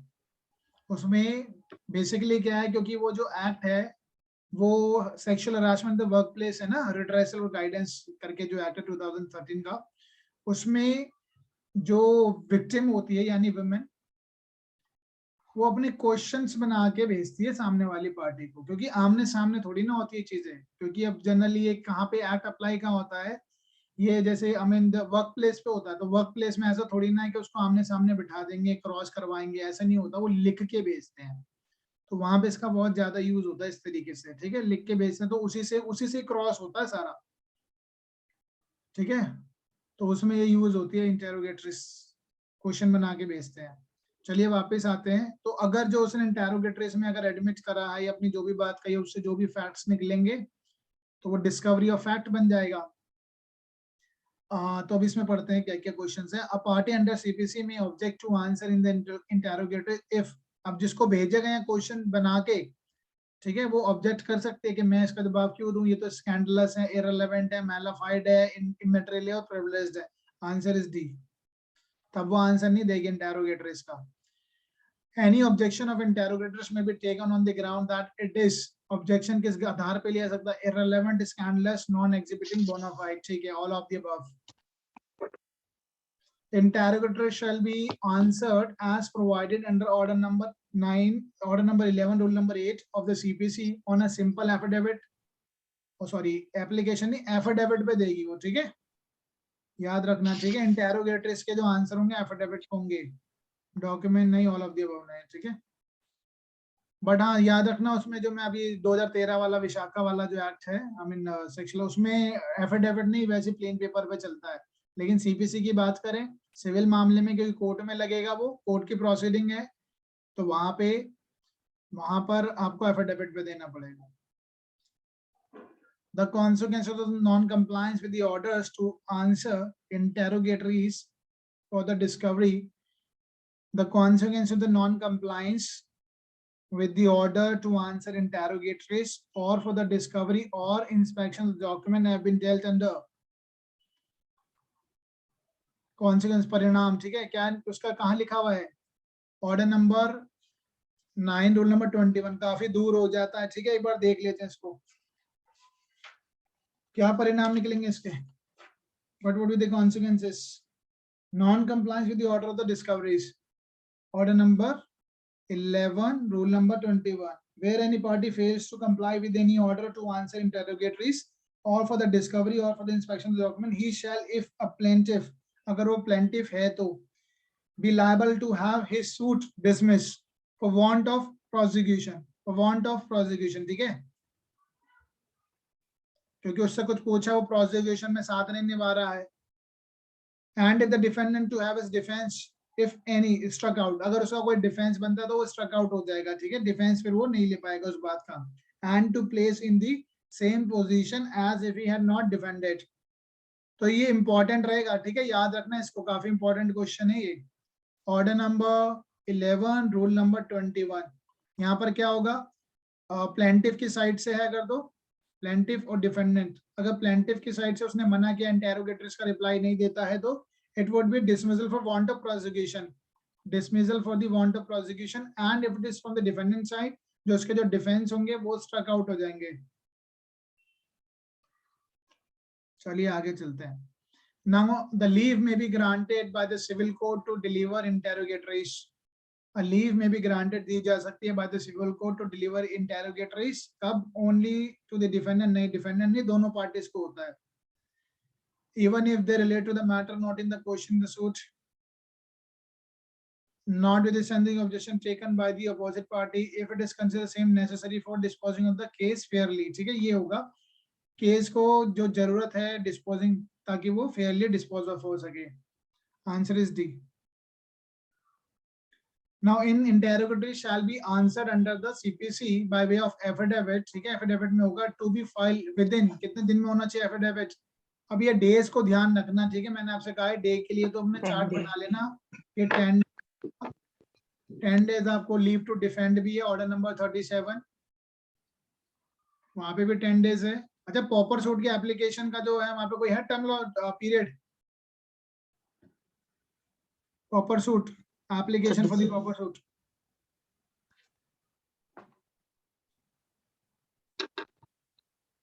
चलो लिमिटेशन एक्ट को पीछे से एक बार देख लेना. 60 days. इसमें 10 डेज की बात है वहां पे. ऑर्डर नंबर कौन सा है? 12. ठीक है, ऑर्डर नंबर 12 एडमिशंस. अब एक चीज आपको पता ही होगा, admitted fact not need to proved. जब एक पार्टी एडमिटेड फैक्ट एडमिट कर ही रही है तो बात सिद्ध करने की जरूरत थोड़ी ना है. एविडेंस एक्ट में भी लिखा है साफ साफ. तो ऑफ कोर्स ही बात है, बहुत इजी हो जाएगा कोर्ट्स के लिए भी. जो चीज ऑलरेडी एडमिट कर रही है दूसरी party, that would be very easy for the court to determine. Then the court has no power to record admission of the party at any stage. गलत. हैज द पावर, कोर्ट के पास power तो होती है तभी तो record करेगी. Admission eight any stage पे भी कर सकती है. किसी भी टाइम अगर कोई पार्टी किसी फैक्ट को एडमिट करती है तो that it can be admitted any time. See answer होगा. Under order number 2, rule number 2 admission की बात कर रहे हैं. Process the time to be given to called upon the notice is. अब यहाँ पे कई सारे टाइम हैं. अब एक बार इसके टाइमिंग को आप रीड जरूर कर लेना. लेकिन for the purpose of order number 12 rule number 2, the time to be given to be called upon by the notice is. वैसे 7 डेज है, एक बार देख लेते हैं. Yes sir, 7 days. तो पढ़ भी लेते हैं इसको ढंग से. Notice to admit document. ठीक है, notice to admit document. Either party may call upon the other party to admit within the 7 days. ठीक है, ये भी याद रखना है किससे संबंधित है. notice to admit document है. ठीक है, admit document. और इसी के ऑर्डर के अंदर कई सारे अलग अलग टाइमिंग लिखे हुए हैं. कई 9 दिन भी लिखे हुए हैं, कई 7 दिन भी लिखे हुए हैं. जैसे रूल नंबर 4. ठीक है, रूल नंबर 4 भी एक बार जरूर आप देख लेना. उसमें आपको 9 दिन भी मिलेंगे, 6 दिन भी लिखेंगे. तो एक बार पढ़ लेना. Notice to admit fact. Document का कितना है? 7 दिन. Rule number 4, notice to admit fact. Facts को अगर एडमिट करना है, any party may by notice in writing at any time not later than 9 days before the day fixed for the hearing, call on the other party to admit for the purpose of the suit only any specific fact or the mention of such notice. तो यहाँ लिखिए 9 दिन. ठीक है. And in case of the refusal or neglect to admit the fact, of course by the facts की बात कर रहे हैं, within the period of 6 days after service of the notice. Admit कर रहा है 9 दिन, रिफ्यूज कर रहा है 6 दिन. 9 और 6, और वैसे डॉक्यूमेंट के लिए 7 दिन. इस तरीके से इसको याद कर लेना. Now when the party is called upon by the notice to admit facts by the other party under order number 12 rule number 4, the party on whom the notice has been served has to admit the fact within 1 minute. The party on whom the notice has been served has to admit the fact within 6 days. So admit. And in case of the refusal or neglect to admit the same, where the party is called upon by the notice to admit the fact by the other party. Okay, ठीक है. The party on whom the notice has been served has to be admitted within. एक बार इसको days पढ़ लेना. ठीक है, any party may by notice in writing at any other time not later than 90 days before the day of any specific fact and the mention in the notice, and in case of the refusal neglect to admit the same within 6 days after the notice of the serve. एक बार go through कर लेना. ये days का है, यहाँ पे वैसे 6 days है. तो अगर जो party भेजेगा की- वो 9 दिन के अंदर मतलब हियरिंग से 9 दिन पहले भेजेगा, और जो उसका रिप्लाई करेगा चाहे वो रिफ्यूजल हो चाहे एडमिट 30 हो, वो दिन में होगा। 6 दिन के अंदर करना पड़ेगा उसको। नहीं वो ठीक है, एक बार इसको पढ़ लेना, मैं बहुत ज्यादा अंदर जाके नहीं पढ़ रहा, ऐसे ही देख रहा हूँ। गो थ्रू कर लेना, जो कि डेज का खेल है यहाँ पर, एक बार जरूर देख लेना। इसी रूल नंबर 4 को जरूर देख लेना। क्वेश्चन वैसे तो बहुत कम ही है, लेकिन आ सकता है। Judgment on the admission can be given, judgment कहाँ दी जाएगी? That is order number, 1 minute, 2 4 6 6 में है वैसे, एक बार चेक कर लेते हैं। जजमेंट ऑन एडमिशन, ठीक है, डायरेक्ट क्वेश्चन है सी। Now, whether a defendant can file an application for the disposal of suit, order number 12, rule number 6 of the CPC. Yes, defendant can file an application. Whether defendant can file, क्या file कर सकता है application for disposal of suit under, जब कोई admit कर चुका है तो definitely उसके लिए application हो जाएगी. No, defendant cannot file. Defendant can file an application not before but before after the evidence. ऐसा नहीं है कुछ, जब ऑलरेडी शुरू में ही उसने एडमिट कर लिया है तो आगे बढ़ने की तो जरूरत भी नहीं पड़ेगी. Only if the plaintiff has also filed an application under order number 6 of the CPC. Okay, application file की जा सकती है. Order number 12, rule number 8 of the CPC pertain to what? अब ये कुछ ऐसे ऑर्डर्स हैं, इसको एक बार जरूर गो थ्रू कर लेना, ऊपर से ही कर लेना. किससे संबंधित है? That is a notice to produce documents. Notice to produce documents.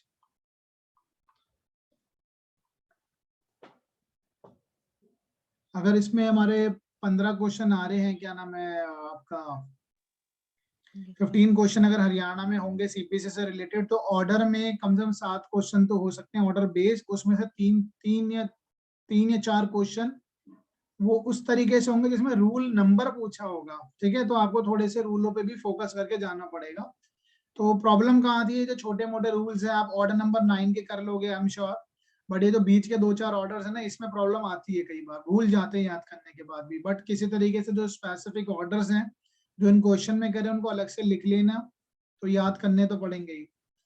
Order number 13, production, impounding and return of the documents. ठीक है, तो कोई डॉक्यूमेंट किसी पार्टी के पास है, उसको प्रोड्यूस किया जाना चाहिए. जब आप प्लेन फाइल करते हैं तो डॉक्यूमेंट लगाना चाहिए. कुछ डॉक्यूमेंट ऐसे होंगे जो इंपाउंड किए जा सकते हैं, कुछ डॉक्यूमेंट का देखने जांच पड़ताल करने के बाद वो रिटर्न भी हो जाते हैं. Now which order of the CPC? ये तो आसान सा क्वेश्चन है, impounding and return of the document, सीधा सीधा लिखा ही है. Order number 13, where a plaintiff sues upon a document in his power of the possession. Plaintiff जो सूट फाइल करता है उसके पास पोजीशन में है document, he must produce it और कॉपी देयर ऑफ. सबसे पहले तो शुरुआत में जब प्लेन फाइल करता है तभी लगा दे, नहीं तो बाद में भी लगा सकता है वो. ठीक है, अलॉन्ग विद द प्लेंट. ठीक है, at the time of framing of issues. जरूरी नहीं है, वैसे इसका बेस्ट आंसर ए है, लेकिन वो बाद में भी लगा सकता है. कोर्ट इतना तो अलाउ करता ही है. ऐसे पूछता है कोर्ट ओरिजिनल दिखाइए, जब प्लेन फाइल करवाते हैं ना प्रोसेस के लिए, डिफेंडेंट के पास सामान भेजने से पहले कोर्ट पूछता है कि ओरिजिनल का है, तो वो ऐसा कह सकता है कि अभी मेरे को एग्जाम्प्ट कर दिया जाए, मैं आई विल शो इट. तो पॉसिबिलिटी होती है, बट जो उसके पोजीशन में है उसको प्लेन के साथ लगाना होता है, उसके पावर एंड पोजीशन में. ऐसा भी तो हो सकता है कि भाई जो ओरिजिनल डॉक्यूमेंट है वो डिफेंडेंट के पोजीशन में, तो प्लेन फाइल नहीं होगी क्या? होगी नहीं होगी? तो फिर प्रोडक्शन के लिए ऑर्डर पास करवाएगा वो. Now order number 14 which is dealing with the settlement of issue. देखो कितना देर बाद अब इश्यूज बनेंगे. तो हमने ऑर्डर नंबर 10 जब पढ़ा था तो वहां पे एग्जामिनेशन था. एग्जामिनेशन के बाद इतना कुछ होने के बाद तब हमारे सेटलमेंट ऑफ इश्यूज, अब इश्यूज सेटल होंगे, यानी फ्रेमिंग ऑफ इश्यूज होंगे कि किन किन मुद्दों पे हमने बात करनी है. Determination of the suit on issues of law और on the issues agreed upon. तो यहाँ पर इश्यूज किस किस के बनेंगे? फैक्ट्स के भी बनेंगे, लॉ के भी बनेंगे, लॉ और फैक्ट दोनों के बनेंगे. Now the framing of issues provided by the rule of law, that is a first he rule है इसका. Order number 14, rule number 1, framing of issues बनाए जाएंगे. The framing of issue कैसे बनते हैं? A court may not frame issue on the basis of allegation contents made by the parties. Basically ऐसा भी होता है कि दोनों पार्टी अपने अपने फ्रेमिंग ऑफ इश्यूज बना के देते, तो कोर्ट उस पर नजर मारकर अच्छे से फिर अपने माइंड लगाकर फ्रेम करता है. कोर्ट में not frame issue on the basis of the allegation contention made by the parties in application. ठीक है. Under CPC issue in a suit are framed in respect of question of law, question of fact, दोनों के हो सकते हैं, या mixed question of fact and law. कि किन किन मुद्दों पे हमें आगे बात करनी है. Which of the following statement is incorrect? कौन सा statement गलत है? Where issues both of law and the fact arises and if the court is opinion that the case may be disposed of on an issue relating to the jurisdiction. चलो बड़ा अच्छा question है, दोबारा पढ़ते हैं. कौन सा गलत है ये ढूंढना है. जहां पे एक मुद्दा ये बना both of law and the facts arises and if the court is of opinion, court को ये लगता है that the case may be disposed of on an issue relating to jurisdiction, it may postpone the settlement of other issue until after the issue of the jurisdiction has been determined. अब एक मामला है जिसमें framing of issues तो बने हैं. सबसे पहला इशू है कि दूसरी पार्टी ने ऑब्जेक्ट किया है कि this court is not having the jurisdiction. पहला इशू तो यही बन गया. फिर दूसरा इशू बन गया कि या ये बिल जो है ये जेन्युइन है भी या नहीं है. ठीक है, इस तरीके के इसे कोई इशारे बने. तो सबसे पहला कौन सा इशू सेटल होगा? जुरिडिक्शन का.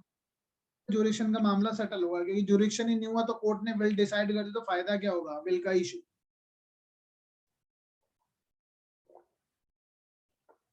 एंड एक हमने एक चीज और पढ़ी थी सीपीसी में, कौन सा सेक्शन पढ़ा है अभी आप बताएंगे, कि जहाँ पे बात की गई है कि jurisdictional issue has to be pointed out the first point of the time. शुरू में जितना जल्दी हो जाए, अर्लीस्ट एज पॉसिबल. कहीं लिखा है 21 में. ठीक है, और उसमें किस तरीके की जुरिडिक्शन की बात करी है? Pecuniary and territorial. ठीक है, तो आगे चलते हैं. तो ये तो ऑफ कोर्स ये बात है, सही कह रहा है, गलत तो है नहीं. Where a suit may be disposed of on the preliminary issues, the court need not pronounce a judgment on other issues settled in the case. जहाँ पे suit may be disposed of on preliminary issues, the court need not pronounce judgment on other issues settled in the case. आगे बढ़ते हैं. The preliminary issue may relate to the bar to the suit created in the law for the timing in a force. जो preliminary issue है may relate to the bar to the suit created and the law for the timing in a force. ठीक है, इसमें थोड़ा सा doubt B पे ही है. where a suit may be disposed of on the preliminary issues, the court need not pronounce. तो court को आगे बढ़ने की फिर जरूरत नहीं होगी. need not pronounce the judgment on other issue. ठीक है, तो जब पहला इशू मुद्दे तो सुलझ जाए, then only the court can proceed further. तो इनकरेक्ट भी हो सकता है. Yes sir. Now आगे चलते हैं. Question number 5, power to amend the issue or the frame additional issues prior to the passing of a decree vests in the court by the virtue of which of the provision. Issues को amend भी हो सकते हैं, additional issues भी आ सकते हैं, लेकिन decree pass होने से पहले. ये कहाँ लिखा है? ऑर्डर नंबर याद कीजिए. ऑर्डर नंबर, अब ये याद नहीं होते हैं, भूल जाते हैं हम लोग भी. ऑर्डर नंबर 14 रूल नंबर 5, ये याद रखना. ठीक है, इंपॉर्टेंट रहेगा ये. Order number 14 rule number 5 additional issues. ठीक है, now order number 15 CPC talks about what. एक ही क्वेश्चन पूछा गया इसमें. Disposal of suit at the first hearing. ठीक है, disposal of the suit of first hearing कब होता है? कब होगा? जब पार्टी पहली डेट पे सब कुछ एडमिट कर रही है, खत्म. पार्टी नॉट एट इश्यूज, जब कोई मुद्दा ही नहीं है आगे बढ़ने का, तो कोर्ट उसी दिन प्रोनाउंस कर देगी जजमेंट. ऐसा बहुत कम होता है वैसे, तो पहला रूल ही पढ़ लेना इसका ज्यादा से ज्यादा. चलिए आगे चलते हैं. समनिंग. अब हमारे फ्रेमिंग ऑफ इश्यूज तो हो गए, अब आएंगे समन भेजे जाएंगे, विटनेस को बुलाया जाएगा, लिस्ट ऑफ विटनेस फाइल होगी. लिस्ट ऑफ विटनेस कितने दिन में होनी चाहिए? फाइल 15 डेज में आ जानी चाहिए. ठीक है, पढ़ते हैं, देखते हैं कितने क्वेश्चन है इसके. 2 ही है, 4 ही क्वेश्चन है. Okay, summoning and attendance of the witness. अब समन जाएंगे किनको? विटनेसेस को. After the framing of issues, which order the CPC court deal with the summon and the attendance of witnesses? बहुत ही सिंपल है. 16. The court has the power to summon a person who is not called by any party as a witness. अब ऐसा हो सकता है किसी party ने witness नहीं बनाया तो कोर्ट क्या बुला सकती है उसको? बिल्कुल बुला सकती है, in the interest of justice है। एक बार ये देख लेते हैं। Order number 16 rule number 14, order number 16 rule number 14, 6/14 एक बार निकालते हैं।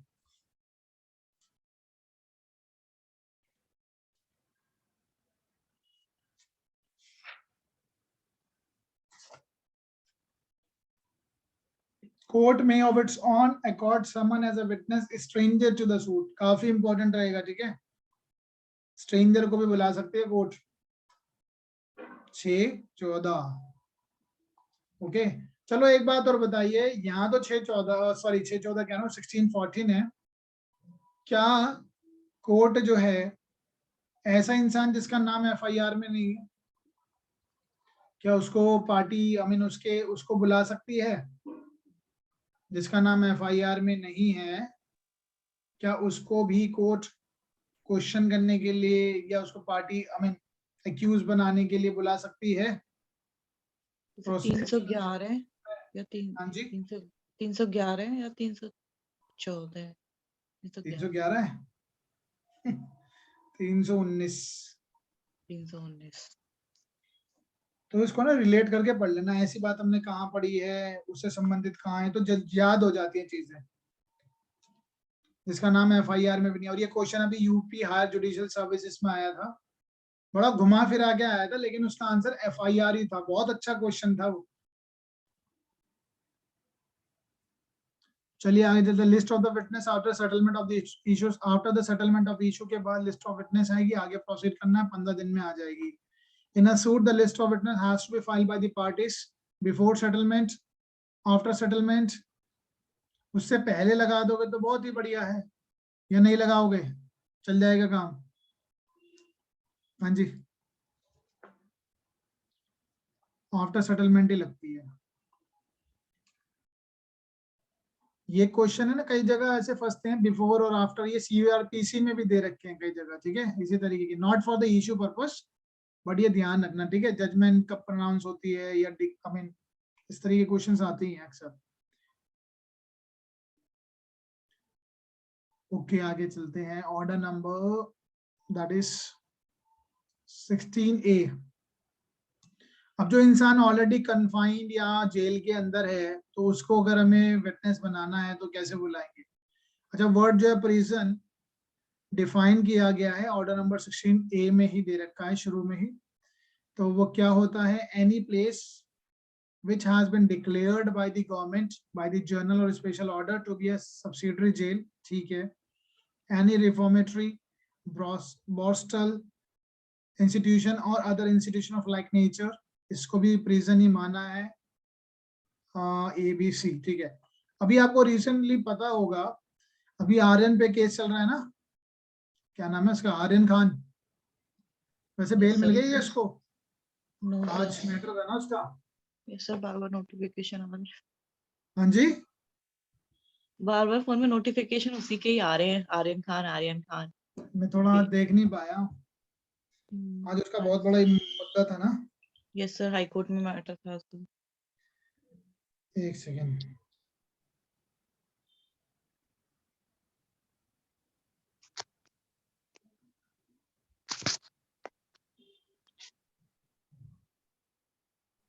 हाँ जी चलो, आपको वैसे पता भी होगा उसमें कौन से एडवोकेट अभी अपीयर हो रहे हैं। मुकुल रोहतगी जो सीनियर एडवोकेट हैं और हमारे अटॉर्नी जनरल भी रह चुके हैं ना वो। Yes sir. And Amit Desai, तो आज उनका मामला था। चलो देख लेना क्या रहा होगा फाइनल।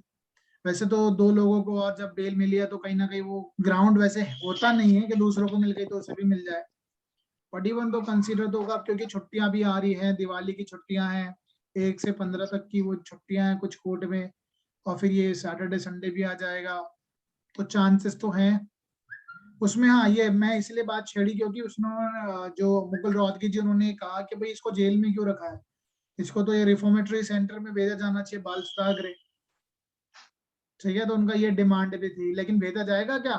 जुवेनाइल जस्टिस एक्ट तो पढ़ा होगा आपने। ये सर लेकिन वो तो 24 साल का है। 23 साल का है शायद, नॉट 24। 23 23 24 साल वाले को भेजते हैं क्या? बाल शुदा करे, बालक है क्या वो अभी? तो बालक तो है नहीं वो, अब कहाँ से जाएगा वो? जुवेनाइल जस्टिस एक्ट अप्लाई होगा क्या उस पे? No sir. हाँ तो लेकिन पता नहीं कौन से ग्राउंड पे लेके वो बोल रहा था, पूरी तो प्लेडिंग नहीं पड़ी ना। चलो आगे चलते हैं। In which condition the office, क्या लिखा है, officer in charge of the prison में refuse to produce the prisoner for evidence despite court's order. Court का ऑर्डर आ गया है, फिर भी प्रिजनर मना करता है। कब मना करेगा? जब उसकी हेल्थ वेल्थ ठीक नहीं होगी। When the prisoner is related to ruling party, गलत, एक्स मिनिस्टर, ये क्या बात हुई? When the prisoner is a government servant, nahi. When the medical officer has certified prisoner is unfit to be removed, ठीक है? That could be the ground. Under which of the following provision of the CPC the prisoner is required to be brought to court in custody? Under which of the following provision of the court the prisoner is required to be brought to the court in the custody? Prisoner is required to be brought in the court to the custody. ठीक है, ये तो आपको याद करने पड़ेंगे, memory sharp होगी तो बिल्कुल आप याद कीजिए। कौन सा ऑर्डर है, कौन सा रूल है, ये तो पढ़ना ही पड़ेगा आप लोगों को। कैसे करेंगे? 16 का A, rule number 6। Okay, prisoner to be brought in the court in custody. Okay, याद करना, ठीक है। अब ये तो बाकी आपके चांस पर डिपेंड करता है, आपको याद किए हुए अगर आ जाए तो बढ़िया है, बिकॉज सारी चीजें तो याद हो जाए तो बेस्ट है, नहीं तो देखते हैं कितना कर पाते हैं। It appears to the court that the evidence of Mr. X, a person confined in the prisoner outside the state, is material in the suit. एक मिस्टर एक्स से उनकी गवाही लेनी है, कोर्ट को ऐसा लगता है evidence of mister x, a person confined in the prison outside the state, मतलब वो यूपी की जेल में बंद है और दिल्ली की कोर्ट में उसकी गवाही होनी है, तो कैसे होगी? द कोर्ट में क्या कर सकता है? Make an order requiring the DM, नहीं। In the charge of the district, नहीं, ऐसा नहीं होगा। Make an order requiring the DGP, make an order requiring the officers in the charge of the prisoner to produce that person before the court to give evidence. Answer is C. Constitute the commission to record the statement. अब जब ये अपना direct पढ़ेंगे ना तो ये सारे answer आपको मिल जाएंगे। ऑफिसर इन चार्ज को कहा जाता है। अभी रिसेंटली एक केस हुआ था, वहां पे उन्होंने क्या करा, एक गैंग या जिसको भी छुड़ाना था जेल में से, नकली ऑर्डर बना के लाए कोर्ट का, ऑफिसर के पास जाते हैं, उसको छुड़ा के भाग ले जाते हैं कैदी को। ओके, तो हम बात करेंगे एडजर्नमेंट्स। Order number 17, adjournment. अभी तक आपको ऑर्डर्स तो याद हो गए होंगे। ऑर्डर नंबर 10 क्या है? हाँ जी, क्या नाम है आपका? Yamini, are you there? हाँ जी, जल्दी बताइए। 11, 12, 13, सीमा। आगे बढ़ने से पहले जल्दी से क्विक रिवीजन मारते हैं। हर्षना, ऑर्डर नंबर 10 बिगड़ देके बताइए। So examination of witnesses. Examination of witnesses, examination of the parties. 11, हाँ जी, 11 interrogatories, डिस्कवरी, हाँ जी, interrogatories and interrogatories, discoveries and production है। production. प्रोडक्शन है या नहीं है? सिर्फ तानी चेक करना पड़ेगा। ये कभी पढ़ते नहीं हो क्या? इंस्पेक्शन है, इंस्पेक्शन, इंस्पेक्शन है। प्रोडक्शन कहाँ पर है?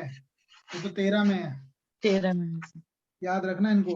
ये ऊपर से क्वेश्चन आते हैं, मैं ज्यादा बड़े नहीं। एडमिशन है 12 और 13 कौन सा हो गया? प्रोडक्शन, इम्पाउंडिंग, रिटर्न, ठीक है। जब इम्पाउंड करेंगे तो भैया ठीक है, बाद में रिटर्न भी तो करेंगे। Okay, 14, framing of issues, settlement, disposal at first hearing, 15, 16 क्या पढ़ा 16 में?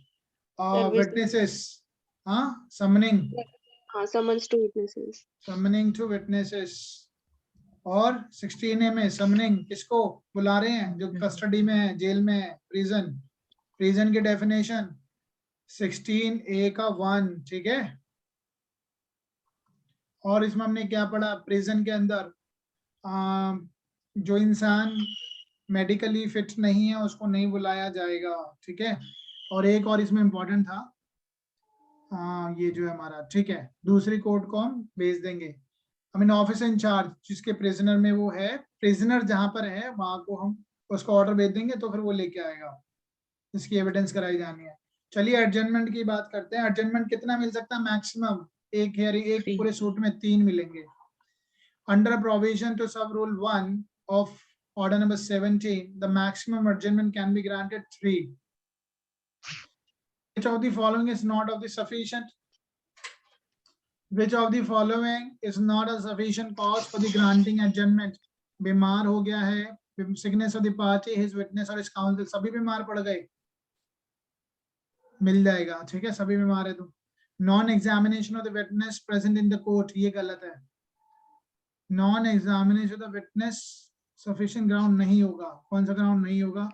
Non examination of witness present in the court. Adjournment तो नहीं दिया जाना चाहिए इस पे। Non service of the summon, adjournment मिल जाएगा। Reasonable time for preparation of the case, हमें रीजनेबल टाइम चाहिए, तो क्या इसका आंसर, कौन से आंसर होंगे? मेरे हिसाब से तो बीबी होना चाहिए। Not a sufficient.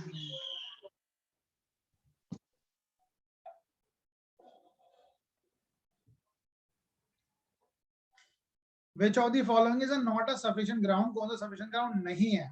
क्या ये sufficient ground है? इसका मतलब non examination witness present in the court. It should not be a sufficient ground. अगर witness है कोर्ट में और आप उसको एग्जामिन नहीं कर रहे हैं तो एडजमेंट मिलना चाहिए? No, sir. तो चैलेंज होना चाहिए तो क्वेश्चन, वैसे भी पुराना चैलेंज ही हुआ होगा। दोनों आंसर होने चाहिए वैसे। ठीक है, adjournment shall not be grounded on the ground, किस आधार पे adjournment नहीं मिलेगा? where the circumstances beyond the control, मिल जाएगा, बिल्कुल मिलेगा। pleader is ill and the party could not engage, ठीक है, बिल्कुल मिलेगा। the pleader of the party is engaged, ओहो वकील साहब हमारे दूसरे कोर्ट में, नहीं मिलेगा। Answer is C. both the circumstances, both where the circumstances beyond the control of the party and the pleader is in the ill, ठीक है, इसमें भी मिल जाएगा। ठीक है, चाहे आप सीनियर एडवोकेट ही क्यों नहीं, अगर आप किसी और कोर्ट में हैं तो कोर्ट आपके लिए वेट नहीं करेगी। You have to manage.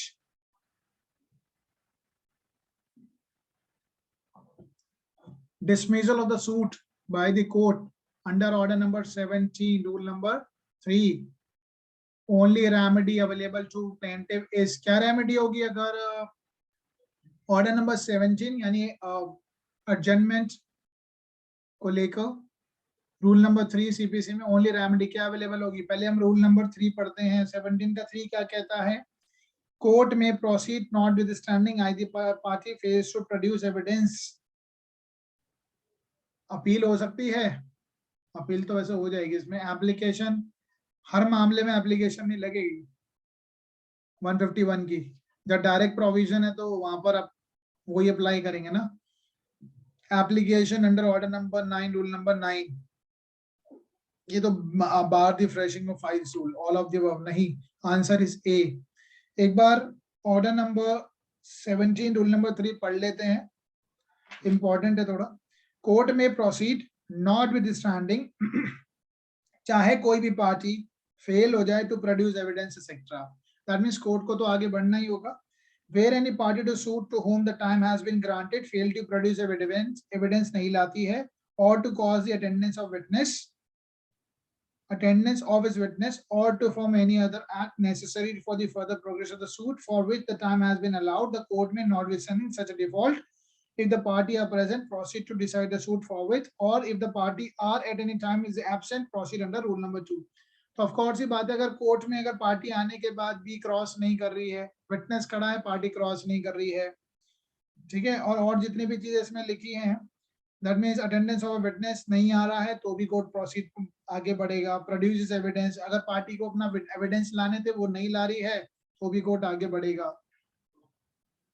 ठीक है, तो अगर डिसमिस हो जाता है suit, dismissal of the suit by the court in आधार पे, order number 17 rule number 3, only remedies available, appeal में चला जाएगा, सफिशिएंट ग्राउंड देके अपील कर लेगा। चलें आगे। Okay, hearing of the suit and examination of the witnesses. Hearing of the suit and examination of witnesses. अब मामले की सुनवाई स्टार्ट होगी, hearing of the suit and examination of witnesses. अभी एग्जामिनेशन हमने एक जगह और पढ़ा था ऑर्डर नंबर 10 में, वहां पे किसका एग्जामिनेशन था? पार्टीज का। पार्टीज का था। अब तो विटनेस आ गई ना कोर्ट में, अब आएगा 18 में विटनेसेस का। पहले अब सूट की सुनवाई होगी, hearing of the suit and examination of witnesses covered under order number 18। ये तो बड़ा सिंपल सा है। Okay, in every case examination chief shall be on the affidavit पे होगा, ठीक है, आपको पता ही होगा। I mean the chief in the form of affidavit में दे देते हैं हम। Now, which one of the following order and the rules under CPC provide that in every case of the examination, chief of the witness shall be on the affidavit? ये याद रखना, ठीक है। Order number इसका है rule number 41। Check करते हैं 41। Recording of evidence, that is important है। Recording of evidence rule number 4 है, उसी का 1 है। इसको ये इंपॉर्टेंट ऑर्डर है, ठीक है, और सॉरी रूल नंबर ये इंपॉर्टेंट है 4। इसमें एक तो आप 4 को ध्यान से पढ़ लीजिएगा एक बार, और एक 5 को भी पढ़ना, 12 को भी पढ़ना। डेमनर ऑफ विटनेस, विटनेस का क्या व्यवहार है विटनेस देते वक्त, ये सारा पढ़ लेना एक बार, ठीक है। एक क्वेश्चन वैसे तो इम्पोर्टेंट ऑर्डर है। बोला आपने, एक बार दोबारा बोल दीजिए। एक बार 4 पढ़ लेना। 4 इसको तो एक बार पूरा गो थ्रू कर लो, ठीक है, क्योंकि छोटी छोटी सी बातें हैं, इसमें क्या छोड़ोगे आप। एविडेंस कब इंग्लिश भाषा में लिए जाएंगे, memorandum and evidence to be taken down by the जजेस, जजेस लिखते भी हैं, ठीक है। एविडेंस अंडर 138 में कैसे लिए जाते हैं, when deposition to be interpreted, एक बार पढ़ लेना। ऑब्जेक्शन, हाँ, रूल नंबर इसका 11 भी इंपॉर्टेंट रहेगा। Objections objected to and allowed by the court, पूरा पढ़ लो इसको एक बार, पढ़ लेना, नॉलेज ही बढ़ेगी इससे तो, ठीक है। एफिडेविट में होंगे 41। Order number 18 rule number 41, the examination in the chief of the witness shall be recorded on, कौन करेगा रिकॉर्ड? एफिडेविट पे हो गई। ये पर्टिकुलर ऑर्डर की बात कर रहा है, इसके हिसाब से आंसर देना आपको। Now what is not correct about the recording of the evidence? 18 के 4 में the examination of chief the witness shall be on the affidavit, ठीक है। For cross examination the commissioner shall be appointed. For cross examination the commissioner shall be appointed. The district judge shall prepare a panel for the commissioner to record the evidence, ठीक है। The admissibility of document which are filed along with the affidavit shall be determined by the commissioner। एक बार इसको check कर लेते हैं, पढ़ लेते हैं। रूल नंबर 4 पे सारा रिकॉर्डिंग ऑफ एविडेंस, पहला तो ठीक है। and the copies thereof shall be supplied to the opposite party to the party who calls him for the evidence। यानी जो भी एफिडेविट लगाएगा चीफ इन एग्जामिनेशन का, तो उसकी कॉपी तो जाएगी दूसरी पार्टी को, provided the document are filed and the party relied upon the document, the proof and admissibility of such document which are filed along with the affidavit shall be subject to the order of the court। Okay, which is not correct, कौन सा सही नहीं है?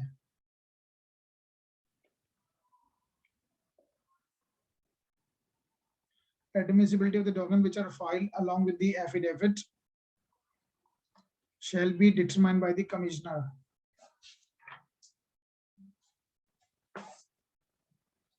Provided the court may, while appointing a commissioner under this rule, consider taking into account such relevant factor as it think fit the evidence। Okay, इसको पूरा एक बार आप जरूर पढ़ लेना, ठीक है, उसी से इसका आंसर निकलेगा, बिकॉज थोड़ा सा टाइम कम है, I am skipping it, but एक बार ये रूल नंबर 4 जरूर पढ़ लेना। सबसे इंपॉर्टेंट तो इसका वैसे ही यहीं से क्वेश्चन आते हैं एफिडेविट को लेकर। बाकी ये डीजे वाला जो पॉइंट है ना, डी, एक बार जरूर देख लेना, इसमें कहाँ एम्बिग्यूटी आ रही है। The admissibility of the document which are filed along with the affidavit shall be determined by the commissioner। वैसे कमिश्नर कई ऑब्जेक्शन भी डिसाइड नहीं कर सकता, ठीक है, ऑब्जेक्शन तक डिसाइड नहीं कर सकता, अभी होगा वैसे शायद, मेरे को लगता है ऐसा क्वेश्चन। तो The witness who has already been examined can recall under order number 1817। ये important rule रहेगा। जो विटनेस ऑलरेडी एग्जामिन हो चुके हैं उनको दोबारा बुलाया जा सकता है, बिल्कुल बुलाया जा सकता है, कोर्ट बुलाएगी, ठीक है। ऑर्डर नंबर 18, रूल नंबर 17, 1817, ये भी इंपॉर्टेंट है। When English is not the language of the court, evidence may be taken in English if the court considers necessary, all the parties do not object, ठीक है। जब party object नहीं करेगा, court के यहाँ पे लैंग्वेज नहीं लिखी है ऐसा, ठीक है, कुछ नहीं लिखा है, बट हाँ all the parties do not object. Commissioner is appointed under order number that is 18 for the purpose of recording of evidence. जब कमिश्नर अपॉइंट होता, कमिश्नर कब अपॉइंट होता है वैसे, उसका ऑर्डर क्या है 26। Yes sir. लेकिन यहाँ पे विटनेस को एग्जामिन करने के लिए अगर कमिश्नर अपॉइंट हुआ है, can not re examine a witness, decide objection, objection decide नहीं कर सकता, जैसे मैंने अभी आपको बताया ना, decide objection raise during the recording of evidence that has to be decided by the court only, तो बी नहीं करेगा, कैन नॉट, ठीक है, कैन नॉट लिखा है तो ये नहीं कर सकता, री एग्जामिन तो कर ही सकता है। ये वाला क्वेश्चन आप एक बार देख लेना, ठीक है, इसको पूरा पढ़ोगे तभी समझ में आएगा, ये एक बार पढ़ लेना। ये रूल नंबर 4, 18 का 17 क्या कहता है, rule number 18, sorry order number 18, rule number 17। Re examination of witnesses. हाँ जी, कोर्ट बुलाएगा, इंपॉर्टेंट रहेगा, याद रखना। एफिडेविट पे आते हैं, which one of the following provision of the CPC related with the affidavit? 19. Which of the following is true? Affidavit can be confined only to a statement of the knowledge? नहीं, it's true. Affidavit can be confined only statement of the knowledge. ठीक है, आगे पढ़ते हैं तब पता चलेगा क्या क्वेश्चन पूछ रहा है। Affidavit can be confined only to the statement of the belief, belief नहीं होगा। Affidavit cannot be confined to the statement of the belief only on interlocutory application, गलत, बच जाता है A, ठीक है। Judgment and decree, judgment and decree हमारा है ऑर्डर नंबर 20 और इसके संबंध में सेक्शन है 33। जजमेंट आ जाएगी तो उसके बाद डिक्री देनी होगी, decree has to be made within 15 days. Judgment and decree have been dealt under which order? That is simple question. Order number 20. Copy of the judgment shall be made available to the party under order number 20, rule number 1 and 2. कितने दिन में देनी होगी, जैसे बन जाएगी तभी तो मिलेगी, डे थोड़ी ना उसमें, ठीक है। After completion of the trial, after completion of the trial, चलो मैं एक बार रोक रहा हूँ आपको, आप मुझे बताइए 9/7 में कितने दिन में एप्लीकेशन लगेगी? 9 ऑर्डर नंबर 9 रूल नंबर 7 में कितने दिन में एप्लीकेशन लगती है? उसका टाइम पीरियड कितना है? सर टाइम पीरियड नहीं है उसके लिए, बिफोर द टाइम पीरियड नहीं है उसमें, बिफोर होगा ना, before the next date of hearing. After completion of the after the completion of the trial, after the completion of the trial, the judge pronounced the judgment but did not sign the decree. अगर उसने sign नहीं करा है and is transfer, उसका transfer हो गया है, तो जो दूसरे वाला जज आएगा वो क्या कर सकता है, डिक्री प्रिपेयर कर सकता है, साइन बाय न्यूली पोस्टेड जज कर सकता है ऐसा। चलो आगे देखते हैं। A decree prepared is sent for the approval of the High Court, ऐसा नहीं होता है। Decree is sent for the signature to the court to which the trial is subordinated, नहीं। A new judge has to be reheard the argument, ऐसा वैसे कर भी सकता है वो, नया जज जो है is not bound कि भाई जो डिक्री, अच्छा डिक्री क्या है पे बन चुकी है ना, एक मिनट, जजमेंट प्रोनाउंस हो चुकी है but did not sign the decree, okay, तो इसमें जज ए जो है यही कर सकता है, can be sign by the newly posted जज, और इन केस अगर ये मैटर बीच में चल रहा होता तो वो दोबारा पार्टीज को बुला भी सकता है, क्योंकि उसको भी तो सेटिस्फाई होना है। Now what is the maximum time granted by the court? CPC के द्वारा to drop the decree, judgment आने के बाद 15 दिन में होनी चाहिए। Now according to section order number 20 rule number 7, the decree shall bear the date on which the judgment was pronounced, ये तो होना ही चाहिए। The day on which the decree was made, जिस दिन pronounce हुई है। The day on which the plaint was filed, गलत। The day on which the final argument was heard, नहीं, इससे क्या लेना देना, दोनों उचित लग रहे हैं लेकिन इनमें best answer judgment was pronounced, ठीक है। Decree shall bear the date, okay, the day on which the judgment was pronounced.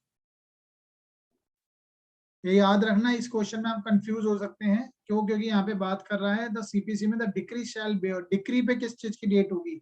Shell bear the date of what? The day on with the judgment was pronounced, judgment जिस दिन आई थी। ठीक है, एक बार rule number 20 का 7 देख लीजिए चाहे।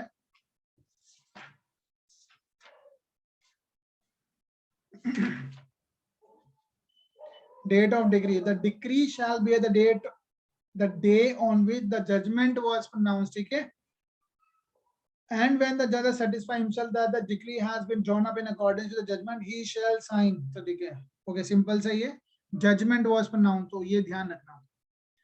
आगे चलते हैं। under which provision the decreed amount may be directed for the payment in installment after passing the decree. Under which provision decreed amount may be directed for the payment in installment. Okay, decree court ने तो दे दी है, amount है, मानिए decree है तो पैसे देने की बात करी है, और ultimately I mean the decree में भी डायरेक्ट ऐसा किया जा सकता है कि जो पेमेंट है वो इंस्टॉलमेंट में पे किया जा सके आफ्टर पासिंग द डिक्री। बहुत ही इंपॉर्टेंट रहेगा। कहाँ पर है? Order number 20 rule number 11। अच्छा, इसके जितने भी मैंने आपको एमसीक्यू कराए इनके ऑर्डर तो जरूर याद कर लेना। डिक्री में डायरेक्ट पेमेंट बाय इंस्टॉलमेंट, लेकिन इंस्टॉलमेंट बनाने से पहले क्या डिक्री होल्डर से पूछना पड़ेगा, नहीं पड़ेगा? तो order number 20 rule number 12 of the CPC the provide for the passing of the preliminary decree in the suit for, किन किन मामले में हो सकता है ये? Passing of the preliminary decree in a suit for, preliminary decree किस में हो सकती है? पार्टीशन में, ये तो मैं आपको पहले ही बता चुका हूँ। प्रीएम्पशन, एक minute, order number 20 rule number 12 of the CPC provides for the passing the preliminary degree in a suit for, इसमें तो होती है। अच्छा, ये ऑर्डर रूल नंबर पूछ रहा है। वैसे तो प्रिलिमिनरी डिग्री पार्टीशन में भी हो जाती है, मींस प्रॉफिट में भी होती है, position and account with the principal, दो में तो होती ही है। एक बार देखते हैं question order number 20 rule number 7 में क्या लिखा है, 12 में क्या लिखा है? Degree for the position and the means. अच्छा, डायरेक्ट पूछा गया है। I just thought he is asking कि क्वेश्चन में पूछा गया किस में प्रिलिमिनरी डिग्री आ सकती है, तो प्रिलिमिनरी में तो वैसे दोनों में आती है, लेकिन it's talking about the particular rule, degree for the position the means profit. चलो सी आंसर हो गया, तो मेमोरी बेस पूछा है। After the passing the decree for the payment of the money, after the passing of decree for the payment of the money on application of judgment debtor, judgment debtor कहता है जनाब इसको एक काम कीजिए, इसको इंस्टॉलमेंट में कन्वर्ट कर दीजिए। तो court shall not order the payment of the amount of the decree shall be made by installment without the consent of the decree holder. ठीक है, उससे तो कंसल्ट करेगी ना, जजमेंट डेटर तो खुद ही चाह रहा है एफिडेविट एविडेंस। ठीक है, answer is D. Preliminary degree can be pass in the suit, partition में आएगी, पार्टनरशिप में आती है, मींस प्रॉफिट और पोजीशन में आती है। Answer is D. I just thought कि वो पहले वाला क्वेश्चन ये है। ठीक है, answer is D. In which of the following suit the CPC provide for the passing of the preliminary decree? In which of the following suit the CPC provide for the passing of the preliminary decree? कौन कौन से मामले में preliminary decree पास हो सकती है? Sir जो ये रूल 12 है इसी में दिया है क्या ये प्रीलिमिनरी डिग्री जो है? डायरेक्ट लिखा है, डायरेक्ट लिखा हुआ। नहीं, बेसिकली वो तो सीधा क्वेश्चन पूछा है इन्होंने तो एक बेसिक क्वेश्चन पूछा है। 12 is particularly dealing with the means profit. 12, 13, 14, 15, 16, 18 इन सब में प्रीलिमिनरी डिग्री पास की जा सकती है। अच्छा, प्रीएम्पशन में भी होगी, इससे संबंधित है, लेकिन जो ऊपर वाला क्वेश्चन पूछा था उन्होंने ये रूल बेस्ड पूछा था, रूल बेस्ड। ठीक है, इन्होंने डायरेक्ट रूल पूछा था, तो वो मींस प्रॉफिट से संबंधित है। और मींस प्रॉफिट में तो मैं आपको बता ही चुका हूँ, पहले कौन सी डिग्री पास होती है? पहले होती है प्रीलिमिनरी डिग्री, मींस प्रॉफिट तो बाद में कैलकुलेट होगा, पहले कब्जा तो दिलाइए जो अनलॉफुल पोजीशन में है। ओके, पार्टनरशिप डिसॉल्व हो जाएगी तो डिसॉल्यूशन ऑफ पार्टनरशिप से क्या, अभी तो हमारी सारी एसेट वैसेट बटेंगी ना, जिसको जाना है, तो ड्यूज भी होंगे हमारे। चलिए आगे। In which of the following show the CPC provide for the passing of the preliminary decree? Preemption में भी होती है, मीन्स प्रॉफिट एडमिनिस्ट्रेटिव सूट चारों में हो जाती है। अब इनके आप रूल याद कर लेना, जैसे हमने अभी देखा 12 इसका है, प्रियम्पशन का शायद 14 है, एक बार देख लेते हैं। ओके 14 ही है। Yes sir. एडमिनिस्ट्रेटिव सूट का देख लेते हैं, दैट इज 13। इसका आप सीक्वेंस आप कैसे याद करेंगे, याद कर लेना, वैसे तो क्वेश्चन बहुत कम आए हैं अभी तक, ठीक है।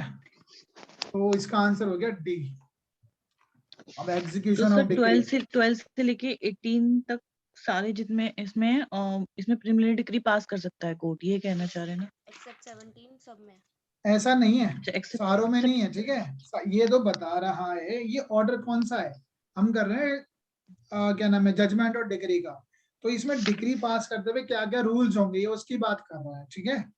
सारों की बात नहीं है, सारे प्रीलिमिनरी डिग्री के ऑप्शन यहाँ पे ये एग्जाम्पल नहीं दे रखे। It is not an example ये किसमें डिग्री पास होगी प्रीलिमिनरी, किसमें फाइनल डिग्री पास होगी। ये तो बात कर रहा है कि इन डिग्री को पास करते हुए क्या रूल्स होंगे, ठीक है। Yes, ये sir. एग्जाम्पल थोड़ी ना है। अब सर, एक काम लेकिन करेंगे, इनमें पास की जा सकती है ना प्रीलिमिनरी डिग्री? हाँ प्रीलिमिनरी डिग्री होती है मैक्सिमम में, इनमें जितने भी लिखे हैं, लेकिन इट्स नॉट अ सिंपली ऐसा नहीं कि एग्जाम्पल होगा। देखो वैसे मैं बताता हूँ, पार्टनरशिप में होती है, 12 से स्टार्ट हो रहा है तो 12 में तो हो ही जाएगी। रूल नंबर 12 मींस प्रॉफिट और means specific perform the contract for the sale और लीज ऑफ इमॉल प्रॉपर्टी, बिल्कुल होगी। एडमिनिस्ट्रेटिव में भी हो जाएगी, प्रीएम्पशन में हो जाएगी, डिसोल्यूशन ऑफ पार्टनरशिप में हो जाएगी, and decree in the suit for the account between the principal and agent. अब डिपेंड करता है सूट ऑफ नेचर क्या है इसका। सर इसमें भी होगी। Yes, sir, स्पेशल लिखा डायरेक्शन हुआ है। एज टू अकाउंट, सर इसमें लिखा हुआ है ना, मे पास प्रीलिमिनरी डिग्री, इनमें लिखे हुए हैं अंदर। हाँ ये पढ़ने पड़ेंगे ना तुम्हें अंदर से, ठीक है सर। एक बार रीड कर लेना। Hmm, way the court pass a decree होती पार्टीशन, पार्टीशन में तो देखो होती है, ठीक है। एक बार 17 देख लेना, prima facie shall be taken the promise evidence of the truth, ठीक है। 17 में नहीं है। 17 का देख लेना, बाकी तो इसमें भी होती है, सेट ऑफ अनकाउंटर क्लेम में भी हो जाएगी।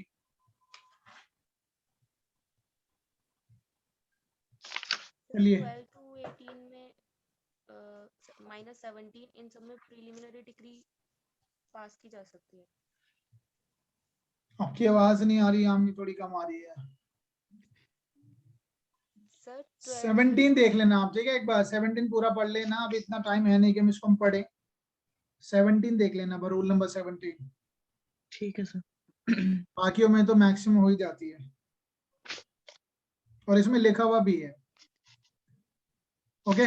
अभी हमारा है, हम आते हैं एग्जीक्यूशन की तरफ, execution of decree and order. अब एग्जीक्यूशन एक बड़ा टॉपिक है, तो it's having a lot of question, कम से कम आधा घंटा तो लग ही जाएगा इसमें।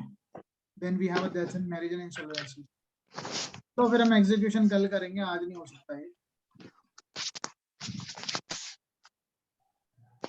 ठीक है सर। ठीक है, एग्जीक्यूशन हम कल करेंगे क्योंकि काफी क्वेश्चंस हैं, that is not possible. 50 question के आसपास तो होंगे ही दोनों मिला के, कल करेंगे इसको फिर हम।